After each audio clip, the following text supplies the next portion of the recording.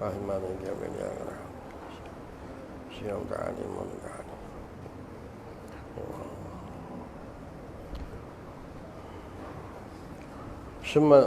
ثم إلى الشيخ عبد الصمد ابن محمد الصالح الكلنتاني شهيد الفاتحة.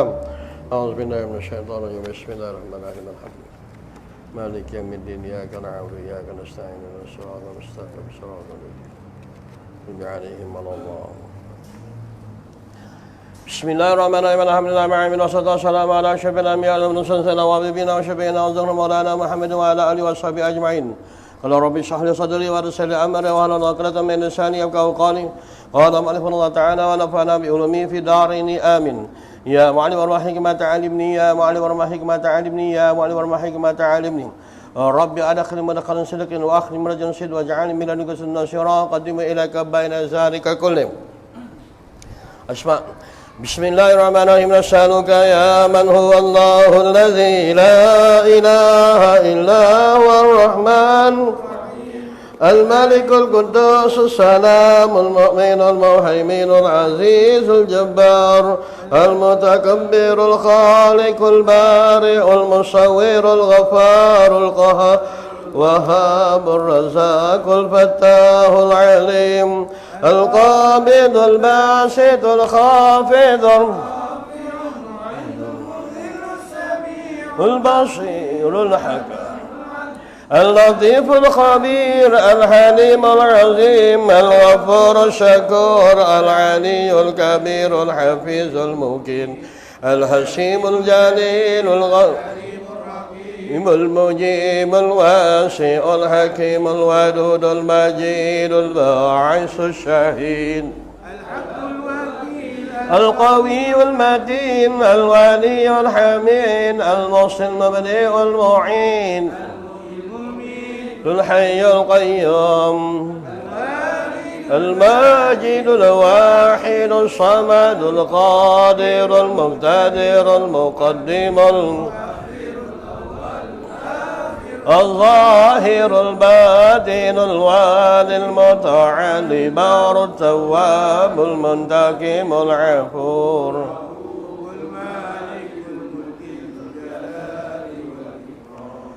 المبسط الجامع والغني المغني المانع الضار النافع النور الهادي البديع الباقي شين الصبور الذي ليس كمثله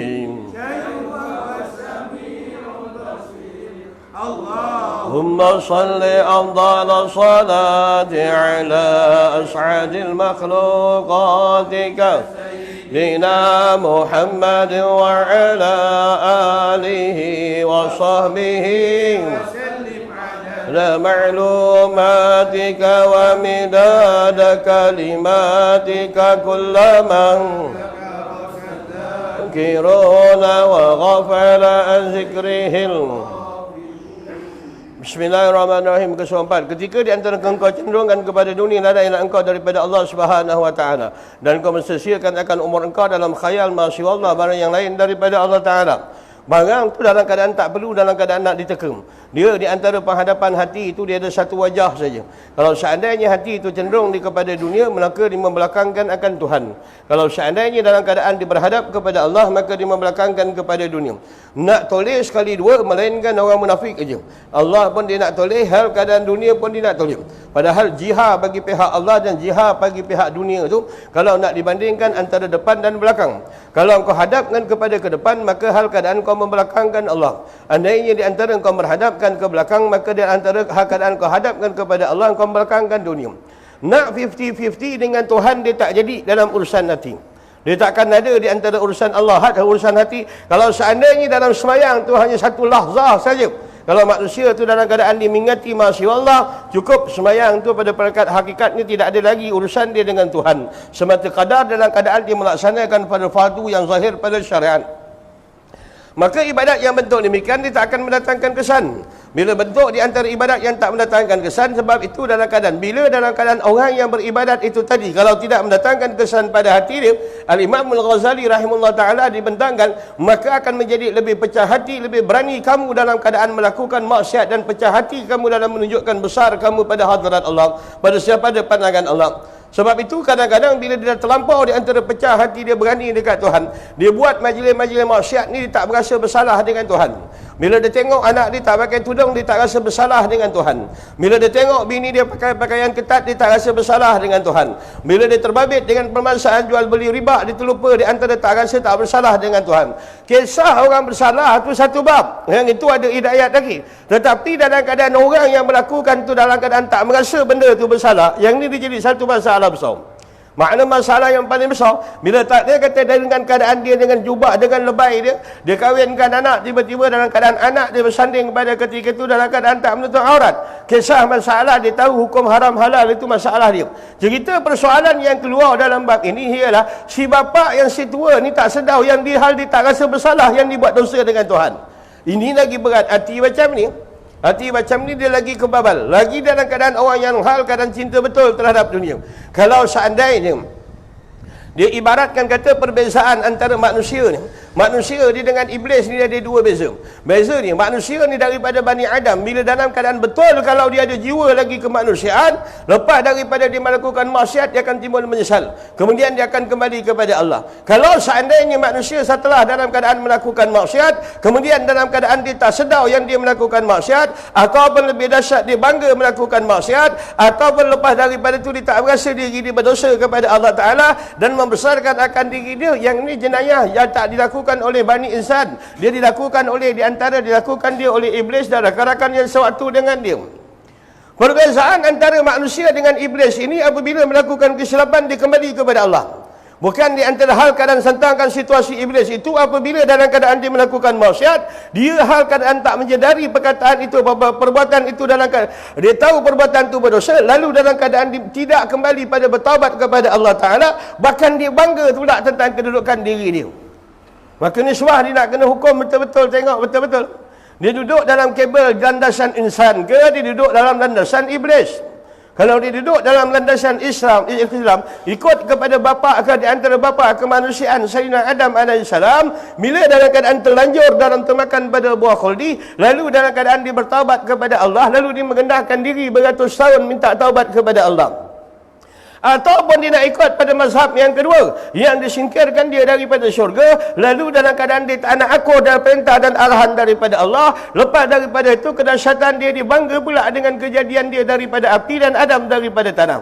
Kalau seandainya orang yang dah melakukan maksiat, kemudian dia berbangga dengan apa yang dilakukan, kemudian dia rasa apa yang dilakukan maksiat itu berjaya, lalu dia bangga. Nama saja manusia, tapi DNA dia tak tahu lagi sama ada darah manusia ataupun darah iblis. Setelah dalam keadaan dah melakukan maksiat, kemudian dia berbangga pula dengan maksiat dan tak menyedari hakikat dia berdosa dengan Tuhan. Bahkan dia tak merasa yang dia bersalah dengan Allah Ta'ala.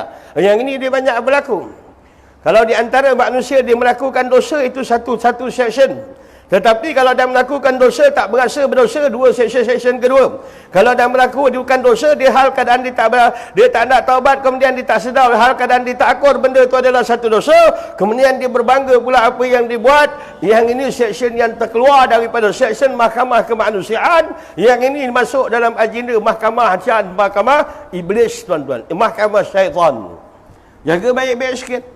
Sebab tu pandang pada yang dalam ni, urusan yang datang daripada Allah. Nak cerita yang dalam ni, dia nak pergi menuju dekat Tuhan ni, macam-macam yang cangkuk tunggung. Dunia dalam keadaan melambai, nafsu dalam keadaan memujuk, keadaan syaitan dalam keadaan mempengaruhi, anak bini dalam keadaan yang melekakan, kemewahan dunia dalam keadaan yang memperdayakan. Oh, banyak kisah, banyak benda dalam badan ni, oi.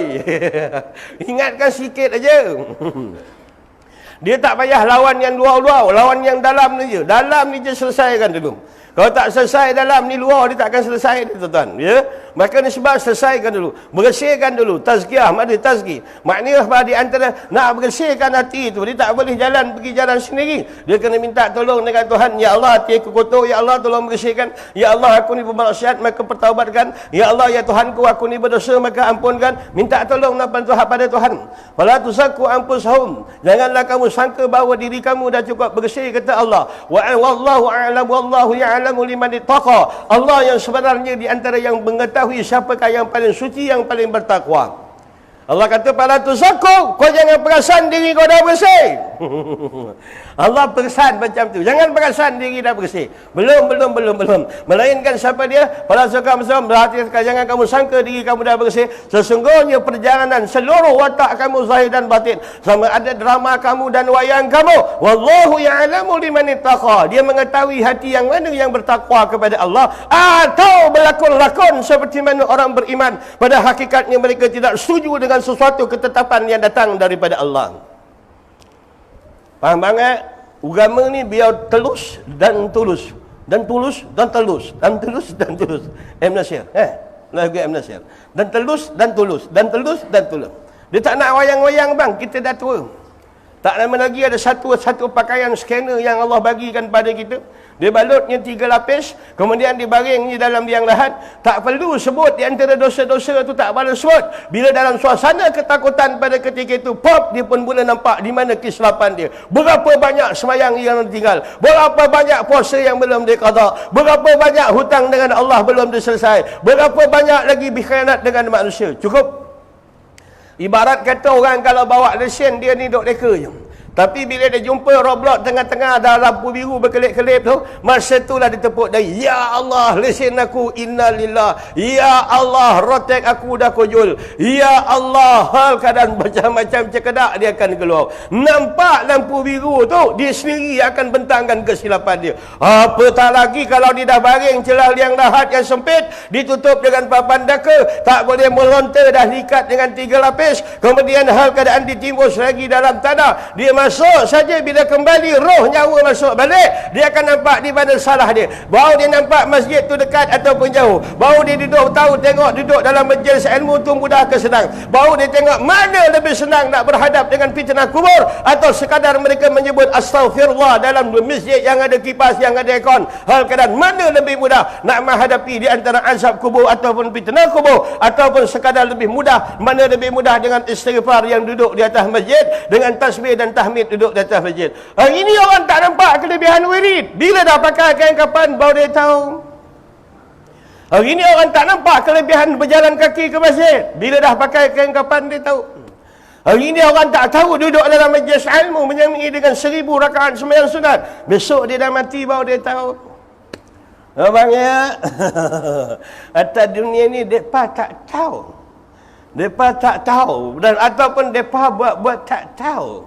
Tapi tak tahu. Dia tunggu dah besok, tunggu. Inna muntazirun. Pantazir inna muntazirun, kata Tuhan. Ya. Pelan-pelan.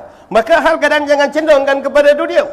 Dah tua-tua, dunia dah lama halau dia. Dia je muka tak sudah dalam keadaan gilakan pada dunia. Dah 60 tahun, 70 tahun ni. Agak-agak pakai patut t-shirt belang masuk ke dalam semat ke dalam kampung. Orang tua-tua? Engkau ada umur 60 tahun, 70 tahun. Pakai seluar dengeri cantik-cantik, masuk t-shirt ke dalam, rambut pangkan terojan ke ataupun selup tepi. Cantik ke? Agak-agak cantik ke? Sesuai ke? Umur macam tu agak-agak. Dunia pun dah menyampah tengok orang tua-tua ni. Dia je terhege-hege gilakan dunia. Dah lama dah dunia ni. Dengar lagi Allah pesan dalam hadis kursi. Apa Allah pesan kepada hadis kursi? Hei dunia, permaniskan akan wajahmu, permaniskan di antara lambaianmu kepada orang-orang yang akhir, orang-orang tua, sebagai lambaian dan ujian yang terakhir daripada Allah. Lalu orang tua-tua termakan dengan lambaian dunia. Duduk antara zuhur dan asar, hati terputus dengan Tuhan. Duduk asar sampai maghrib, hati terputus dengan Tuhan. Umur dah 60 tahun, beramal macam budak asrama. Time semayang baru nak ingat Allah. Lepas daripada semayang, dilepaskan Allah daripada ingatan dia. Kita dah tua. Bukan budak-budak lagi. Cuma perangai je budak-budak. Sikit kurang. Kita kalau belikan mengecun cucu kita, siapa bakau? Kita ke bakau, cucu bakau? Kita akan perangai macam budak-budak lagi. Siap ambil bunga api, siap pusing lagi depan belakang. Selamat hari raya, selamat hari raya. Cucu tengok je, orang tua ni, aku punya kepicang bunga api dia pula pakai. Dia pula bakau. Ambil mengecun bola tu, bakau masuk dalam kocik etok kau tu. Apa dia? Masuk dalam kocik etok kau mengecun bola. Perangai macam budak-budak tu ada. Nisbah cerita lebay-lebay ni tak pakai dulu. Yang nak pakai kitab ni duk cerita hati. Bila tak ada kata lepas zuhur, tadi kat mana kau? Kalau kita sekadar macam budak sekolah tuan-tuan, tak nak semayang ada Allah. Lepas semayang, lepaskan ingatan hati, keluarkan ingatan terhadap Allah daripada hati. Yang ini bukan cerita bagi orang yang dah penghujung yang bakal dituai oleh malaikat Israel, pakcik-pakcik, makcik-makcik. Kita sepatut dalam keadaan cemas. Yang dah umur 70 tahun, 80 tahun ni, kalau kau tidur kau tak rasa cemas ke? Tidak ada sahabat yang paling rapat sekali dengan kematian, kata Rasulullah, melainkan tidur, kata Rasulullah. Agak-agak dia tidur, dia tak cemas ke? Besok pagi dapat tak aku tengok matahari? Besok pagi dapat tak aku makan mie lagi? Besok pagi dapat tak aku beratur beli mie lagi? Besok pagi dapat tak aku makan nasi lemak kukus lagi? Besok pagi dapat tak banyak engkau punya makanan tradisi kau? Dia tak tahu dia tidur pada malam ini yang berkawan baik dengan tidur dia tu, kata Rasulullah, nama dia mati. Bini dia kejut, Pak kau, bangun Pak kau, tak bangun. Bapak kau ni letih hegaan malam ni kamu lail. Kamu lail apa? Malam final Liverpool lawan mana? Mana boleh dia tidur? Dia kata, bapak engkau ni letih. Dibiarkan tidur. Matahari dan jengelang, dia tengok orang tua ni tak bangun. Tengok semut mayat yang halus-halus dah masuk lubang hidung kanan, dah keluar lubang hidung kiri. Keadaan rongga-rongga dah dikelilingi oleh semut-semut pada ketika itu. Malam tadi dalam keadaan dia tidur, dia tak yakin bahawa dia akan mati pada pagi itu. Sebab itu antara dua perkara yang Allah letakkan, dia datang secara mengejut, yakni secara baghtatan. Maknanya ja'ashumul baghtatan, dia datang secara dalam keadaan secara drastik. Yang pertama waktu bahasa kematian, yang kedua di antara waktu kiamat. Allah menyatakan kiamat itu dia berlaku dengan seimbas selalu sahaja Allah mengotorkan seluruh daripada alam. Maka beramal untuk kiamat, bukan cari Imam Mahdi bodoh. Tak pasal-pasal kau pergi cari Imam Mahdi buat apa? Habis dah semua mengaku Imam Mahdi. Orang dengar kalau cerita kiamat dah dekat, beramal. Duk sibuk cari Imam Mahdi. Imam Mahdi tu dia muncul, kau tak payah cari. Faham? Tok guru aku Imam Mahdi. Engkau, tok guru aku Imam Mahdi. Kau salah. Tok aku Imam Mahdi. Apa dia? Dia duk sibuk cari Imam Mahdi, duk cari. Kemudian jadi penyokong kanan nak Imam Mahdi lah. Banyak kecerdasannya. Bila dia cerita Mahdi, dia cerita Dajjal, Ya'juj wa Ma'juj. Bila dia mencerita tentang masalah di antara apa nama binatang yang bercakap ni. Aku pun dah terlupa. Binatang tu dalam keadaan dia bercakap, yang berjalan dia sepintas sekali melompat sarjana mata memandang. Dia akan pergi baca seorang-seorang. Engkau lebay munafik, engkau masih berpura-pura. Pap. Dia pergi jumpa orang. Engkau ni munafik, gini. Engkau adalah orang yang beriman. Dia akan baca tiap-tiap seorang di kalangan umat Muhammad ini, tuan-tuan. Faham? Binatang tu akan keluar. Saya terlupa lagi ni. Saya asalnya ingat, bila tengok muka engkau semua lupa. Tahap pesaka kat engkau apa aku tak tahu. Faham?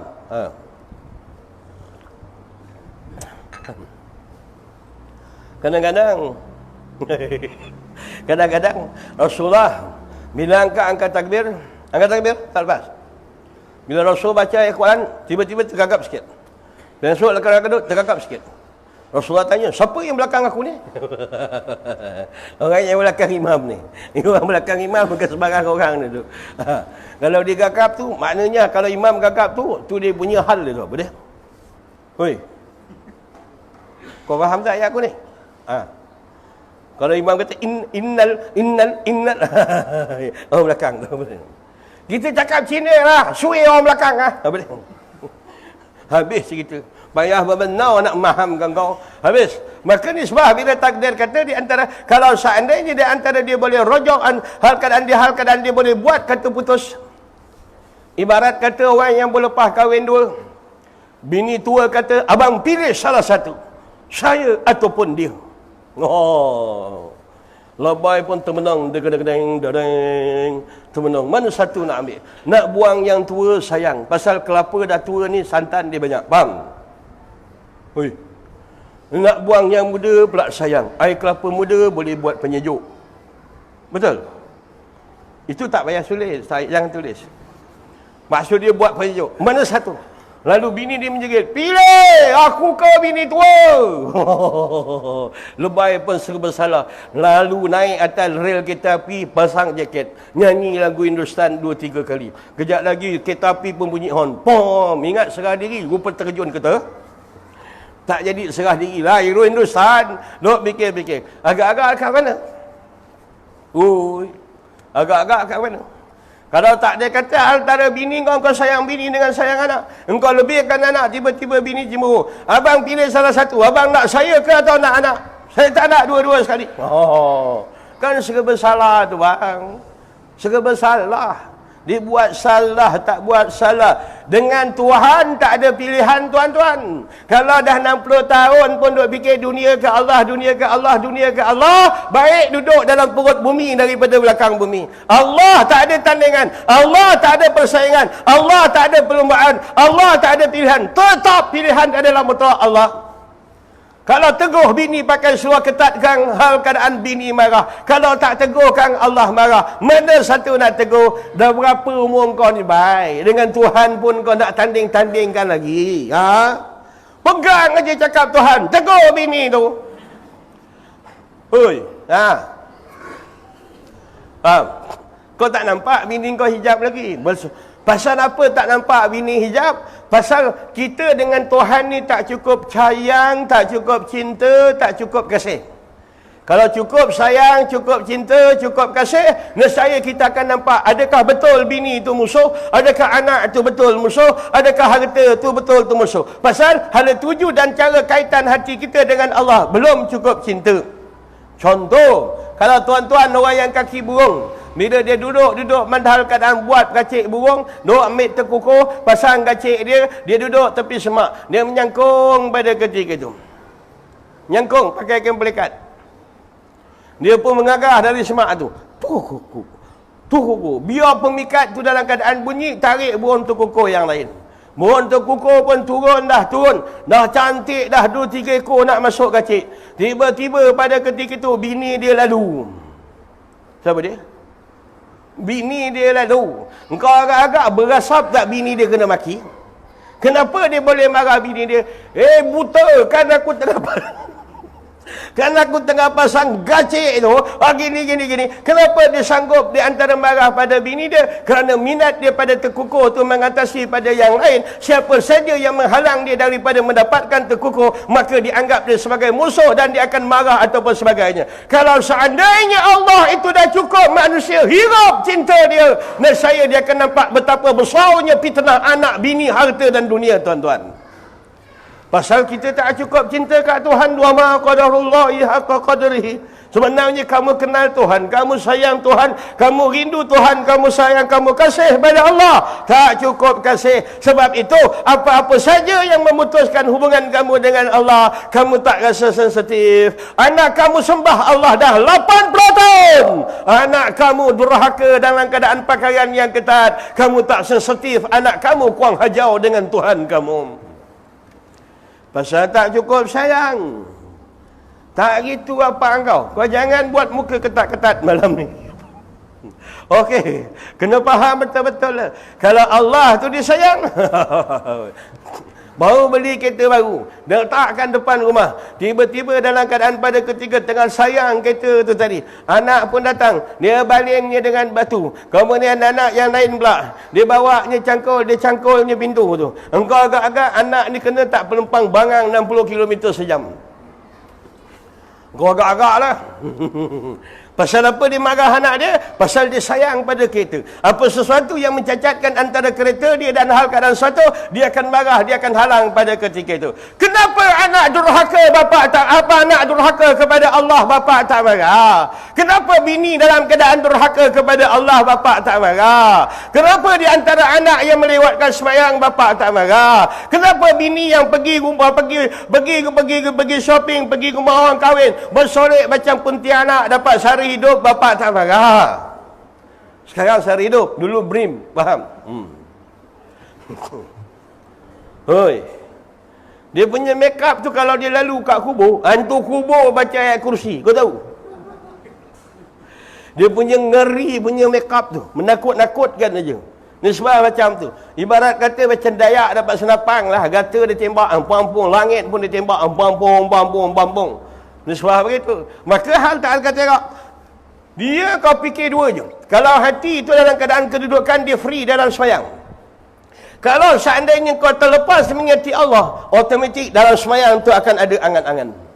Bila takdir kata kau tertumpu kepada Allah, nescaya dalam keadaan pada ketika itu boleh kau matikan diri kau dalam segala perbuatan Tuhan. Andainya kau boleh nafsaka qabla an tamut, matikan diri kamu sebelum mati, sebelum kamu dimatikan, yakni matikan dulu seluruh mudda'i pendakwaan kau terhadap perbuatan dan haula dan kuah kau, nescaya akan dipandu kau melalui daripada kenderaan rububiyah ketuhanan sampai hingga mendatangkan pengiktirafan tidak ada yang berlaku pada hakikatnya, tidak ada perbuatan la fa'il bil hakikati mutlaqan illallah. Persoalannya, ingatan kita, tulus kita kepada Allah belum lagi mencakupi dalam keadaan mempergadaikan bagi seluruh ubudiyah, supaya dalam keadaan kita akan dipersalinkan dengan kenderaan rububiyah dalam memperjalankan ibadat menuju balik kepada yang mempunyai ibadat. Ya bang, boleh faham bang? Kau tak payah nak pening-pening kepala faham. Aku pun tak faham. Aku main cakap, ya aku hafal je pun. Aku pun tak faham. Bila kata Allahu Akbar, ia nampak gagah berjalan. Kalau sepak kucing anjing ni tak sempat mengucap, tergolek situ aja. Tapi dia nak kunci hati dia 3 minit bersama dengan Allah berderai, tuan-tuan. Dalam risalah Ad-Darqawi, hal keadaan imam tu dalam risalah Ad-Darqawi. Ad-Darqawi, Syekh Ahmad Darqawi, Syekh Ahmad Darqawi ni, Syekh Ahmad Darqawi, dia ada silsilah dalam tarikat Rabbaniyah. Syekh Ahmad Darqawi ni tuan-tuan, kalau tengok dalam risalah dia, mula-mula kalau nak belajar dulu dalam keadaan nak berjalan kepada Allah, kunci dulu 5 panca indera ni dulu. Mata jangan tengok yang haram, yang ini jangan cium benda yang haram, mulut jangan berkata pada yang haram, lidah jangan letakkan pada tempat yang haram, telinga jangan meletakkan pada pandangan yang haram. Bila boleh kunci seluruh daripada 5 perkara ini, maka dia akan boleh menyusi, mentazkiyahkan bagi batin manusia. Kalau tidak, hal keadaan tak kunci, dia habis. Beberapa purnama yang lepas, saya kata kat tuan-tuan, beberapa purnama yang lepas, orang sembahyang subuh dekat rumah, Allahu Akbar, bergegarlah langit, bintang pun bergegar nasib baik tak jatuhlah diangkat takbir. Paling cantik sembahyang, bismillah, alhamdulillah, syiratal lazi ghairil maghdubi. Bila adakah kuat di antara cengkaman hati dia dalam menggait, dalam keadaan bertaut kepada Allah Ta'ala? Cukup kalau sekadar bini dia goreng saja cempedak, dia tariknya nafas, tiba-tiba bau cempedak, cukup terburailah di antara hubungan batin dia dengan Allah Ta'ala. Kunci dululah mata ni. Mata-mata, tangan-tangan ni semua. Mula-mula 5 panca indera, lepas tu 7 anggota. Jumlah dia 12. Maka 12 ni dia menunggu je. 12 ni dia tunggu je. Bila dia tunggu, maka cari pula apa cerita angka 12 dalam Quran. Dalam Quran dalam cerita wa izistasqa Musa liqaumihi. Mahal keadaan ketika kehausan di kalangan Bani Israel, kaum Nabi Bani Israel nak minta air pada oleh kami, fakul nadrib hal, maka dipukulkan, apakah hendaklah pukul oleh kamu bi asaka, dengan tongkat kau itu al-hajar, yakni batu. Dipukulnya pada satu batu yang keras, dengan syarat dia ada satu tongkat yang khusus, lalu dipukul, fanfajarat min husnata asyrata aina, maka tiba-tiba terpancut 12 mata air. Maka kiaskan bagaimana dalam keadaan nak menghidupkan pantulan nur daripada 5 panca indera, daripada 7 anggota, maka carilah pemukul yang tepat bagi hal keadaan supaya seluruh daripada 7 anggota ini bercahaya dia. 10 moga-moga di antara 5 daripada panca indera ini juga akan hal keadaan tempacutkan, akan memancarkan, dia akan cahaya. Kalau orang tak nampak dalam bentuk macam tu, dia kena kawal. Belajar. Kalau tengok mata amoy, mata merilau-rilau, kurangkan keluar daripada rumah. Kalau tak ada, kata balau duduk, berhalkan dekat masjid, dekat beranda tu sejuk, sedap untuk membawangkan orang, nak mengumpat, maka jauhkan daripada sahabat demikian. Kontrol. Pasal 5 ini barangnya berkait dia dengan hati manusia. Bang ya, abang ada hati, saya pun ada hati bang. Ada hati. Maka ni sebab tutup dulu. Allahu Akbar. Tiba-tiba hal keadaan dengar pada ketika itu ada anak cucu menjerit. Lalu Datuk pun dah jadi huru-hara dalam sembahyang. Melalui suara cucu yang menjerit, hati Datuk terburai dengan Tuhan. Cucu yang menjerit, hati Datuk terlepas daripada pegangan Tuhan. Cucu yang menjerit, Datuk hilang fokus dalam penghadapan kepada Allah. Kuat ke manusia ni Tuan. Tuan yang beria-ria, berlebay. Hal keadaan rupa, sedikit daripada ujian pun dalam keadaan dia gagal. Sedikit daripada bunyi memburaikan hubungan dia dengan Tuhan. Sedikit daripada bau yang haram menghilangkan hubungan dengan Tuhan. Sedikit daripada pendengaran. Banyak ke ceritanya bang? Ya bang. Allahu Akbar. Agak-agak lah bang ya. Duduk rumah tu bang, ada rutin harian kena ada lah. Dah 60 tahun, ada rutin harian. Buka, datang masjid Tengkera pukul 4, beramal. Pukul 4, pukul 5 orang tua-tua dah datang, duduk dah dalam masjid. Yang kau pergi hadap kat rumah tu, dah 60 tahun kau kahwin, kau tak muak ke tengok muka dia? Ha? Oi, orang tua-tua, 60 tahun kau kahwin, kau tak muak ke tengok muka dia? Toleh kanan, elah muka kau. Nak kau masuk bilik air bertemu, elah kau lagi. Faham? Yang tua-tua ni, kalau kau tengah makan tau, agak-agak bini kau ajak makan, ajak main mata, kau tenang tak? Oi. Yang tua-tua ni soalan. Agak-agak dah 60 tahun ya, bini dia kata, abang, jinggelang mata. Ajak main mata. Ada ke tak sama kau kenang dia sama 60 tahun dulu ketika main mata kat rumah orang kahwin dulu? Ingat? Ha? Ada? Tak ada. Kenapa kau dengar ayat Quran setengah jam kau muak, kau tengok muka bini kau dah 60 tahun kau tak muak? Menandakan hal pada ketika itu siapa yang kau sayang. Bangla dekat aja dekat bini kau dah keluar parang. Pasal apa kau sanggup buat demikian? Kerana matlamat cinta dan pengabdian dah jatuh pada bini. Siapa yang meletakkan cinta ni dia berlaku sekali aja, pakcik-pakcik, makcik-makcik, oi. Cinta ni dia berlaku, dia ada satu je.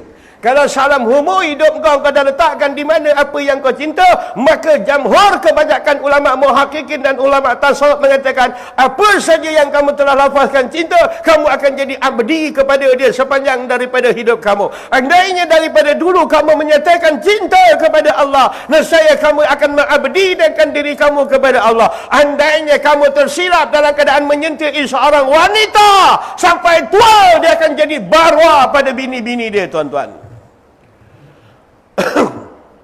Siap baik aku tak ada bini.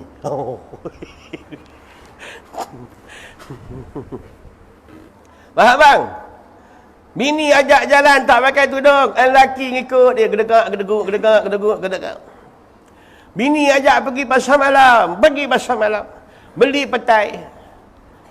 Oh, tukang jual petai kata masuk dalam plastik. Tak apa, sidai kat bahu saya je.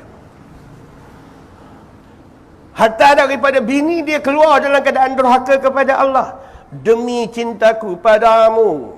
Fantasi Bulan Madu. Dengar lagu tu. Demi cintaku padamu. Fantasi Bulan Madu, Amy Search. Masalah kau ni. Satu lagu kau tak hafal, memang masalah. Tak boleh nak buat contoh. Demi cinta fantasi bulan madu. Cuba, demi cintaku pada engkau, mak engkau, hal keadaan aku sanggup memperjuang dan mempertahankan kau walaupun aku terpaksa berpijak kepada hukum Tuhan. Yo, pendekau dunia. Hilang. Faham? Kau silap. Dulu aku suruh kahwin ustazah, kau kahwin biasa. Bini jumpa sama-sama tawaf bus stand. Sa'i kat kampung Jawa. Melontar di Jabatan KT. Wukuf di Bandar Ilir. Dapat dah bini macam tu. Tak apa, kahwin sekali lagi besok, cari ustaz. Tak menyangut kau ni. Betul nampak takut bini nampak apa dia? Cari ustaz. Zat. Bang Ustazah senang. Kita salah, ditegur. Ini bini dapat jahil. Cantik-cantik, tapi bodoh. Bila subuh dah nak habis, tengok laki tak bangun, dia pun sambung tidur. Nak ngejutkan laki tak ada. Sama-sama overtime tidur malam ni. Sampai kawan perempuan ni, dia keluarkan suara sumbang ni. Apa suara sumbang? Laki I ni walaupun kau tengok dia lebay, tapi dia sporting kau. Kalau I tak pakai tudung, dia tak kisah. Kadang-kadang I tak sembahyang subuh pun, dia pun tak kisah. Yang kadang-kadang lebih ideal kita orang ni, dua-dua tak sembahyang subuh tau. Itu lebih ideal dah. Ya, kau cari bini macam tu. Kau tilik nafsu hal keadaan pandang bini atau tilik nafsu? Oh. Perempuan bang. Dia berlakon cukup main pandai bang. Kalau minum depan kita, kau tengok macam ni. Belakang kita kat dapur, cerik begini. Perempuan punya wayang kau percaya ke? Dia memang fitnah besar dunia ni lebih. Faham?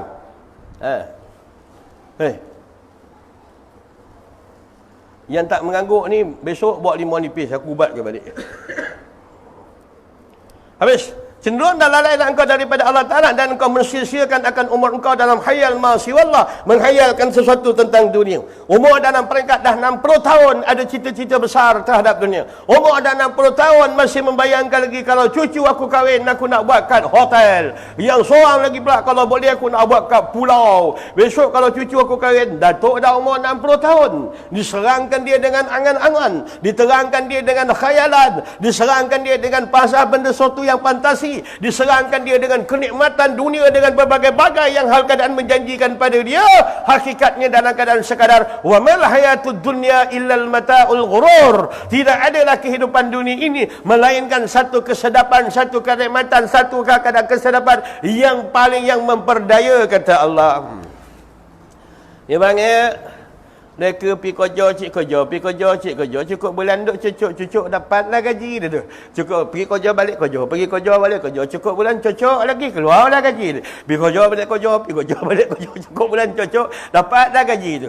Duk mereka cari duit nak besarkan bini, nak lebarkan anak-anak. Terbalik nak besarkan anak-anak, nak lebarkan bini. Hal pergi balik pejabat dah maghrib. Tiba-tiba dah terlupa. Dan pencen pergilah haji. Bila-bila pergi haji, bila balik-balik ibadat dah tak tahu di mana alamat ibadat nak dihantarkan. Pasal apa? Hal keadaan sibuk cari duit, sibuk besarkan anak, sibuk dengan keadaan nak cari kebahagiaan suami isteri. Dah umur 60 tahun tak sempat nak belajar tauhid. Yang ini kata ghurur. Dunia tu ghurur. Dia memperdayakan. Dok leka. Ya, dia semayang. Tapi alamat tak cantik nak hantarkan semayang. Pasal dia tak kenal pencipta Tuhan, pencipta dia. Dia jadi macam tu. Gurur, terpedaya. Ada orang dah semayang dekat masjid tu berpuluh tahun ulang alik berjemaah. Dan macam-macam kelebihan Allah bagi pada dia. Dia masih lagi duduk leka dunia. Keadaan konon-konon buat alasan munafik dia. Dah lama tak pergi masjid, jumpa imam, jumpa pengurusi. Aku sibuklah sekarang. Ada alasan abang Ni mulut, bak kata tak ada mata pandang, ada telinga dengar, ada hidung hidu, ada tangan, ada mulut, ada mulut, jawab pula. Jawab. Janji jawab kau tu betul. Jangan jawab pembohong. Berpuluh daripada Al-Quran mengata fala'natullahi 'alal kazibin. Laknat Allah ke atas orang yang suka cakap bohong. Faham bang? Ubah. Anda mampu mengubahnya. Siapa dia? Ubahlah. Jangan tak ubah. Kena ubah. Allahu Akbar. Syad. Dan sekali-sekali hal keadaan di antara engkau hayalkan ma'asiwallah, barang yang selain daripada Allah. Kumpul harta, dapat duit masuk bank, dapat duit masuk bank. Tak ada dia nak belanja pun, tak pasal-pasal diseronoklah duit tu banyak dalam bank. Elah, mangang kau.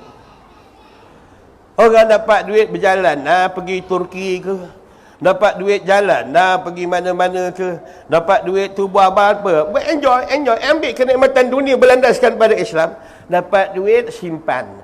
Dapat duit, simpan. Balik-balik simpan duit. Kalau orang tua-tua dulu, dia buka buku tu. Dia baca buku bank. Mak kau, cuba kau kira, aku takut kerani ni salah kira. Dia kira. Kerani tu pula, dia kata takut salah kira duit dia. Jenis macam tu lah. Duk kumpul-kumpul. Apa masalah? Nampak tak dah umur 60 tahun perangai macam budak-budak. Budak-budak ni kalau kasih makan dengan ayam goreng, dia tak akan makan ayam tu dulu. Sekarang baru dia makan. Dia makan nasi dulu. Ayam dia taruh kendian. Kau jangan kau tahu. Kau kusak kau kan. Dia makan nasi dulu. Makan dengan sayur. Ayam taruh kemudian. Makan lagi. Ayam. Dah habis makan kang, baru dia kata ayam. Nampak tak perangai budak-budak ni? Dia dapat duit, simpan dulu. Dapat duit, simpan dulu. Dapat duit, simpan dulu. Kalau budak tadi dia makan, ayam makan kemudian, tiba-tiba dalam keadaan tengah-tengah nak basuh tangan, kucing pun sambal, melepaslah dia. Yang tua-tua ni dapat duit, tak nak dia bersedekah, tak nak dia buat kebajikan, tak nak dia transfer ke akaun akhirat. Bila takdir kata dia sangka lepas dia masa di dalam keadaan, yasabu annama lahu akhradah, dia menyangka bahawa di antara harta dan duit dia itu boleh memanjangkan umur dia, boleh mengekalkan hidup dia. Tiba-tiba bila Allah datangkan izajazhumul baghtatan, Allah rentap sekaligus. Puh. Saat ketika Allah panggil dia dengan cara kematian, rupa-rupa dia masih tak memandang Allah. Dia masih menoleh kepada akaun yang ditinggal. Allah, bila dia tarik nyawa Israel, tarik nyawa, menandakan Allah panggil untuk bertemu dengan Allah. Namun matanya, mahal keadaan mata hatinya, masih tak sudi nak berjumpa, nak berhadap kepada Allah. Dia menoleh kepada harta yang ditinggal, simpanan yang ditinggal, anak yang ditinggal, bininya yang dah komod, ya serikah-serikah pun tak tegang lagi. Yang itu yang dicepayang dipandang. Tak malu ke bang? Dia terlupa ke yang support dia hidup ni siapa? Dia terlupa siapa yang memberikan pakaian ni siapa? Dia terlupa dinar dan dirham ni milik siapa? Dia terlupa kebahagiaan tu milik siapa? Dia terlupa bahawa suka dan duka tu anugerah siapa? Sebab itu dalam Syekh Abdul Rauf Pansuri rahimahullah ta'ala, apa kata Syekh Abdul Rauf Pansuri? Dia membahagikan dalam satu hadis kursi, manusia, sesungguhnya kamu keluar daripada perut ibu kamu dengan keadaan bertelanjang, tanpa pakaian dan tanpa harta. Ini dalam hadis kursi tu bang, hadis kursi. Kita tengok dalam Mawaizul Badi'ah. Hal keadaan ingatlah sesungguhnya dinar dan dirham itu milik aku, kata Allah.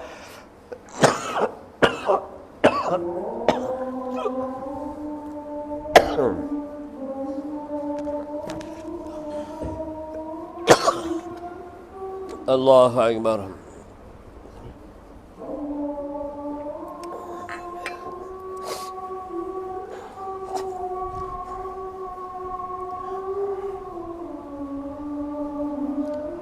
Allahu Akbar. Allah.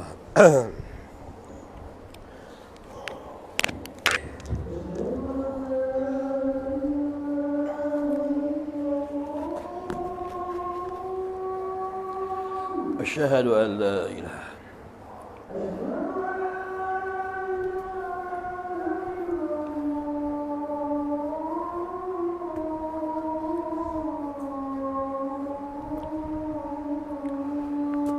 أشهد أن لا إله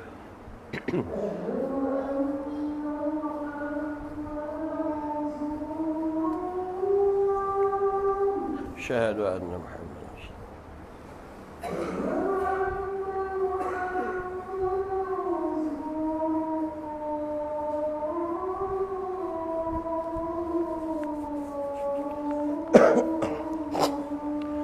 أشهد أن محمد رسول الله.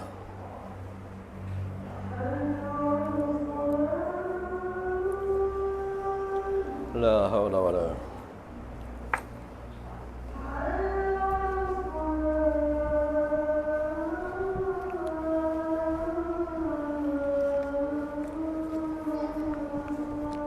لا حول ولا قوة إلا بالله.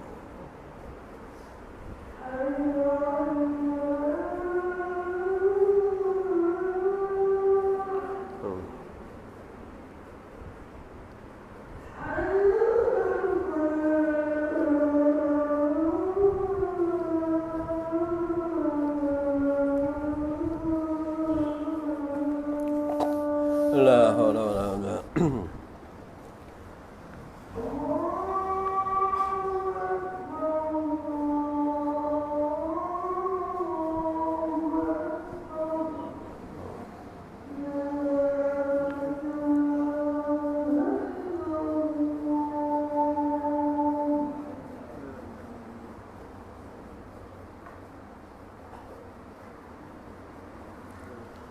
إنك لهم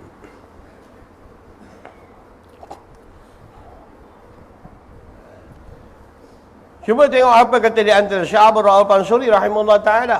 Ingatlah bahawa dinar dan dirham itu milik aku, kata Allah. Kamu tanpa pakaian, pakaian itu milik aku, kata Allah. Dan kamu tanpa perhiasan, perhiasan itu adalah milik aku, kata Allah. Apa yang dia kata di antara menghairankan perangai manusia, kamu ambil akan dinar dan dirham, lalu kamu berseronok di atas dunia, dan kamu membelakangkan akan kitabku dan hukumku, kata Allah. Duit dalam keadaan kau kedepankan, hukum dalam keadaan kau kebelakangkan. Ada kalanya kau nak dapat duit, kau tak kira halal dan haram, kau belakangkan hukum Tuhan. Ada kalanya dalam keadaan terlampau gah dengan kekayaan dan juga harta dan kemewahan, lalu dalam keadaan membelakangkan ketaatan dia kepada Allah. Apabila dalam keadaan mereka itu diberikan di antara nikmat dengan berbagai-bagai nikmat, hal keadaan didahulukan agenda nikmat dia daripada agenda dengan Allah. Dia tak kisah apa saja janji dalam keadaan mendapat dia akan duit, harta dan nikmat, hal keadaan walaupun dia hal keadaan membelakangkan hukum Allah. Kamu tinggikan matlamat dinar dan dirham, kamu belakangkan akan hukumku, kata Allah Ta'ala. Ya bang? Oi. Faham ya? Jangan buat tak faham. Hidup atas dunia ni tuan-tuan, dia tak banyak undang-undang yang nak dibuat, kecuali undang-undang yang berkait seharian manusia. Undang-undang asal ni manusia tak perlu buat. Pasal Tuhan jadikan manusia ni diturunkan kitab berserta dengan undang-undang. Kerja manusia laksanakan aja. Dia tak perlu buat undang-undang yang lain yang asal. Kalau bab zina dah ada dalam Al-Quran begini, maka dia tak perlu lagi buat cipta hukum zina yang lain hal keadaan. Kalau ada hukum di antara hudud, maka dalam keadaan barang tu dalam keadaan yang dah ditetapkan oleh Allah, maka dia tak perlu fikir-fikir cari jalan lain nak menyelesaikan permasalahan itu, kerana Allah, dia yang mencipta daripada tak ada kepada ada. Dia yang mencipta daripada mani yang hanyir dan busuk, tiba-tiba menjadi manusia yang besar. Adakah manusia tak yakin Allah tak memahami jiwa dan keperluan manusia? Ikutlah. Tuhan kata rejam-rejam, Tuhan kata sebat-sebat, Tuhan kata kerat-kerat, Tuhan kata sesar-sesar. Yang itu batasan Tuhan, jangan langgarlah. Kau nak beramal dalam ilmu tasawuf, ada ayat Tuhan yang kau tak apa setuju, penat kau belajar. Engkau kalau nak belajar hukum Tuhan, nak pergi berjalan kepada Allah, ada sesuatu yang kau tak puas hati dengan Tuhan, mana boleh kerat tangan, besok orang tu kerja nak makan apa? Allah, antum a'lamu amillah. Adakah kamu lebih pandai ataupun Allah yang lebih pandai? Adakah kamu ataupun Allah yang lebih pandai? Ataupun adakah kamu lebih mengetahui daripada Allah? Itu ayat Quran bang. Kajilah betul-betul bang. Dia banyak kerja bang. Kita belajar ni tasawuf. Dia dalam Islam ada 4 usul: syariat, tarikat, hakikat, makrifat. Yang belajar tak semayang, makrifat nama dia. Apa dia? Yang belajar kita hakikat tak semayang, tu nama makrifat nama dia. Bukan makrifat, makrifat nama dia. Itu banyak. Tengkira pun ada kot sikit. Apa dia? Tengkira pun ada sikit. Bukan tak ada, ada. Mana-mana kampung ada. Maka tinggalkan. Itu kata firman Allah Ta'ala dalam hadis kursi. Maka hal keadaan sekali-sekali engkau kasihkan akan dunia. Maka sekali-sekali engkau kasihkan Allah dan sekali-sekali engkau kasihkan akan dunia. Engkau nak himpunkan dua kasih itu, padahal firman Allah Ta'ala, la yajtami'u hubbi wa hubbud dunya fi qalbil wahidin. Hal artinya tiada berhimpun kasih akan daku dan kasih kepada dunia dalam hati seseorang. Hal keadaan maka kuat dalam hati seseorang.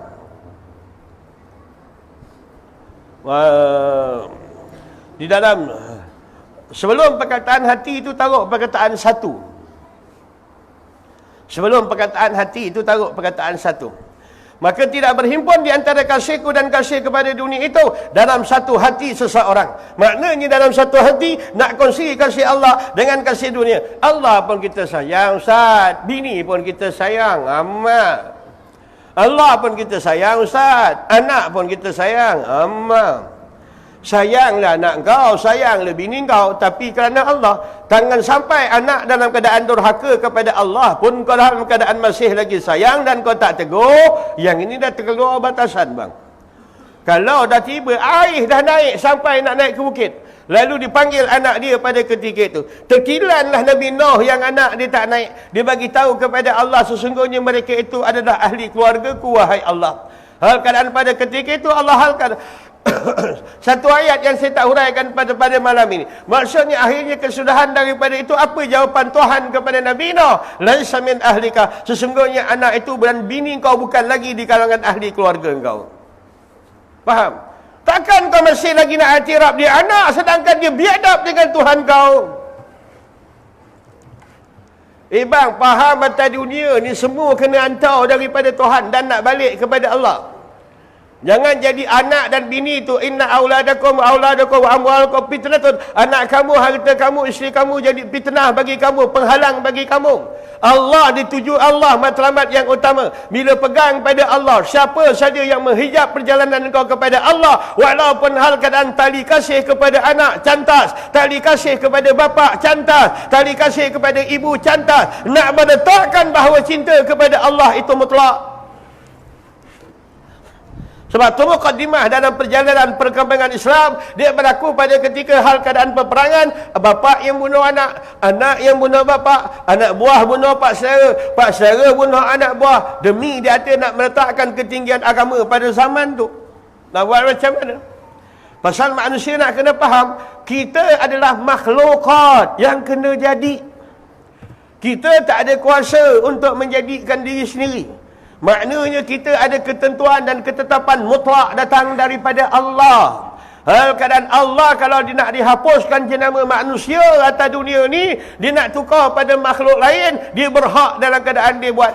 Dia nak habiskan spesies manusia, dia berhak dalam keadaan dia buat. Maka bila dipandang perjalanan penghujungnya adalah menuju matlamatnya adalah kepada Allah, kalau seandainya kasih sebelum mati belum lagi terpanjat pada lautan belum lagi terpanjat kepada kemuncak kasih Allah, sebelum daripada mati dia belum habis berendang dalam lautan cinta Allah, maka dia kena putuskan apakah sesuatu benda yang akan menghalang di antara perjalanan kasih dia dengan Allah. Kalau seandainya anak menjadi hijab, ingat itu satu fitnah. Kalau bini menjadi hijab, itu satu fitnah. Kalau harta menjadi hijab, dia sebagai satu fitnah. Bukan dalam keadaan anak disayang-sayangkan, kemudian hal keadaan bila anak durhaka tetap dalam keadaan dibiar dan masih lagi sayang kepada anak. Ini bapa dayus. Ini bapa bila melihat kemungkaran pada ahli keluarga, Rasulullah tak gelarkan lagi dia bapa. Rasulullah gelarkan dia sebagai syaitan zaim, syaitan yang bisu, kata Rasulullah. Oi.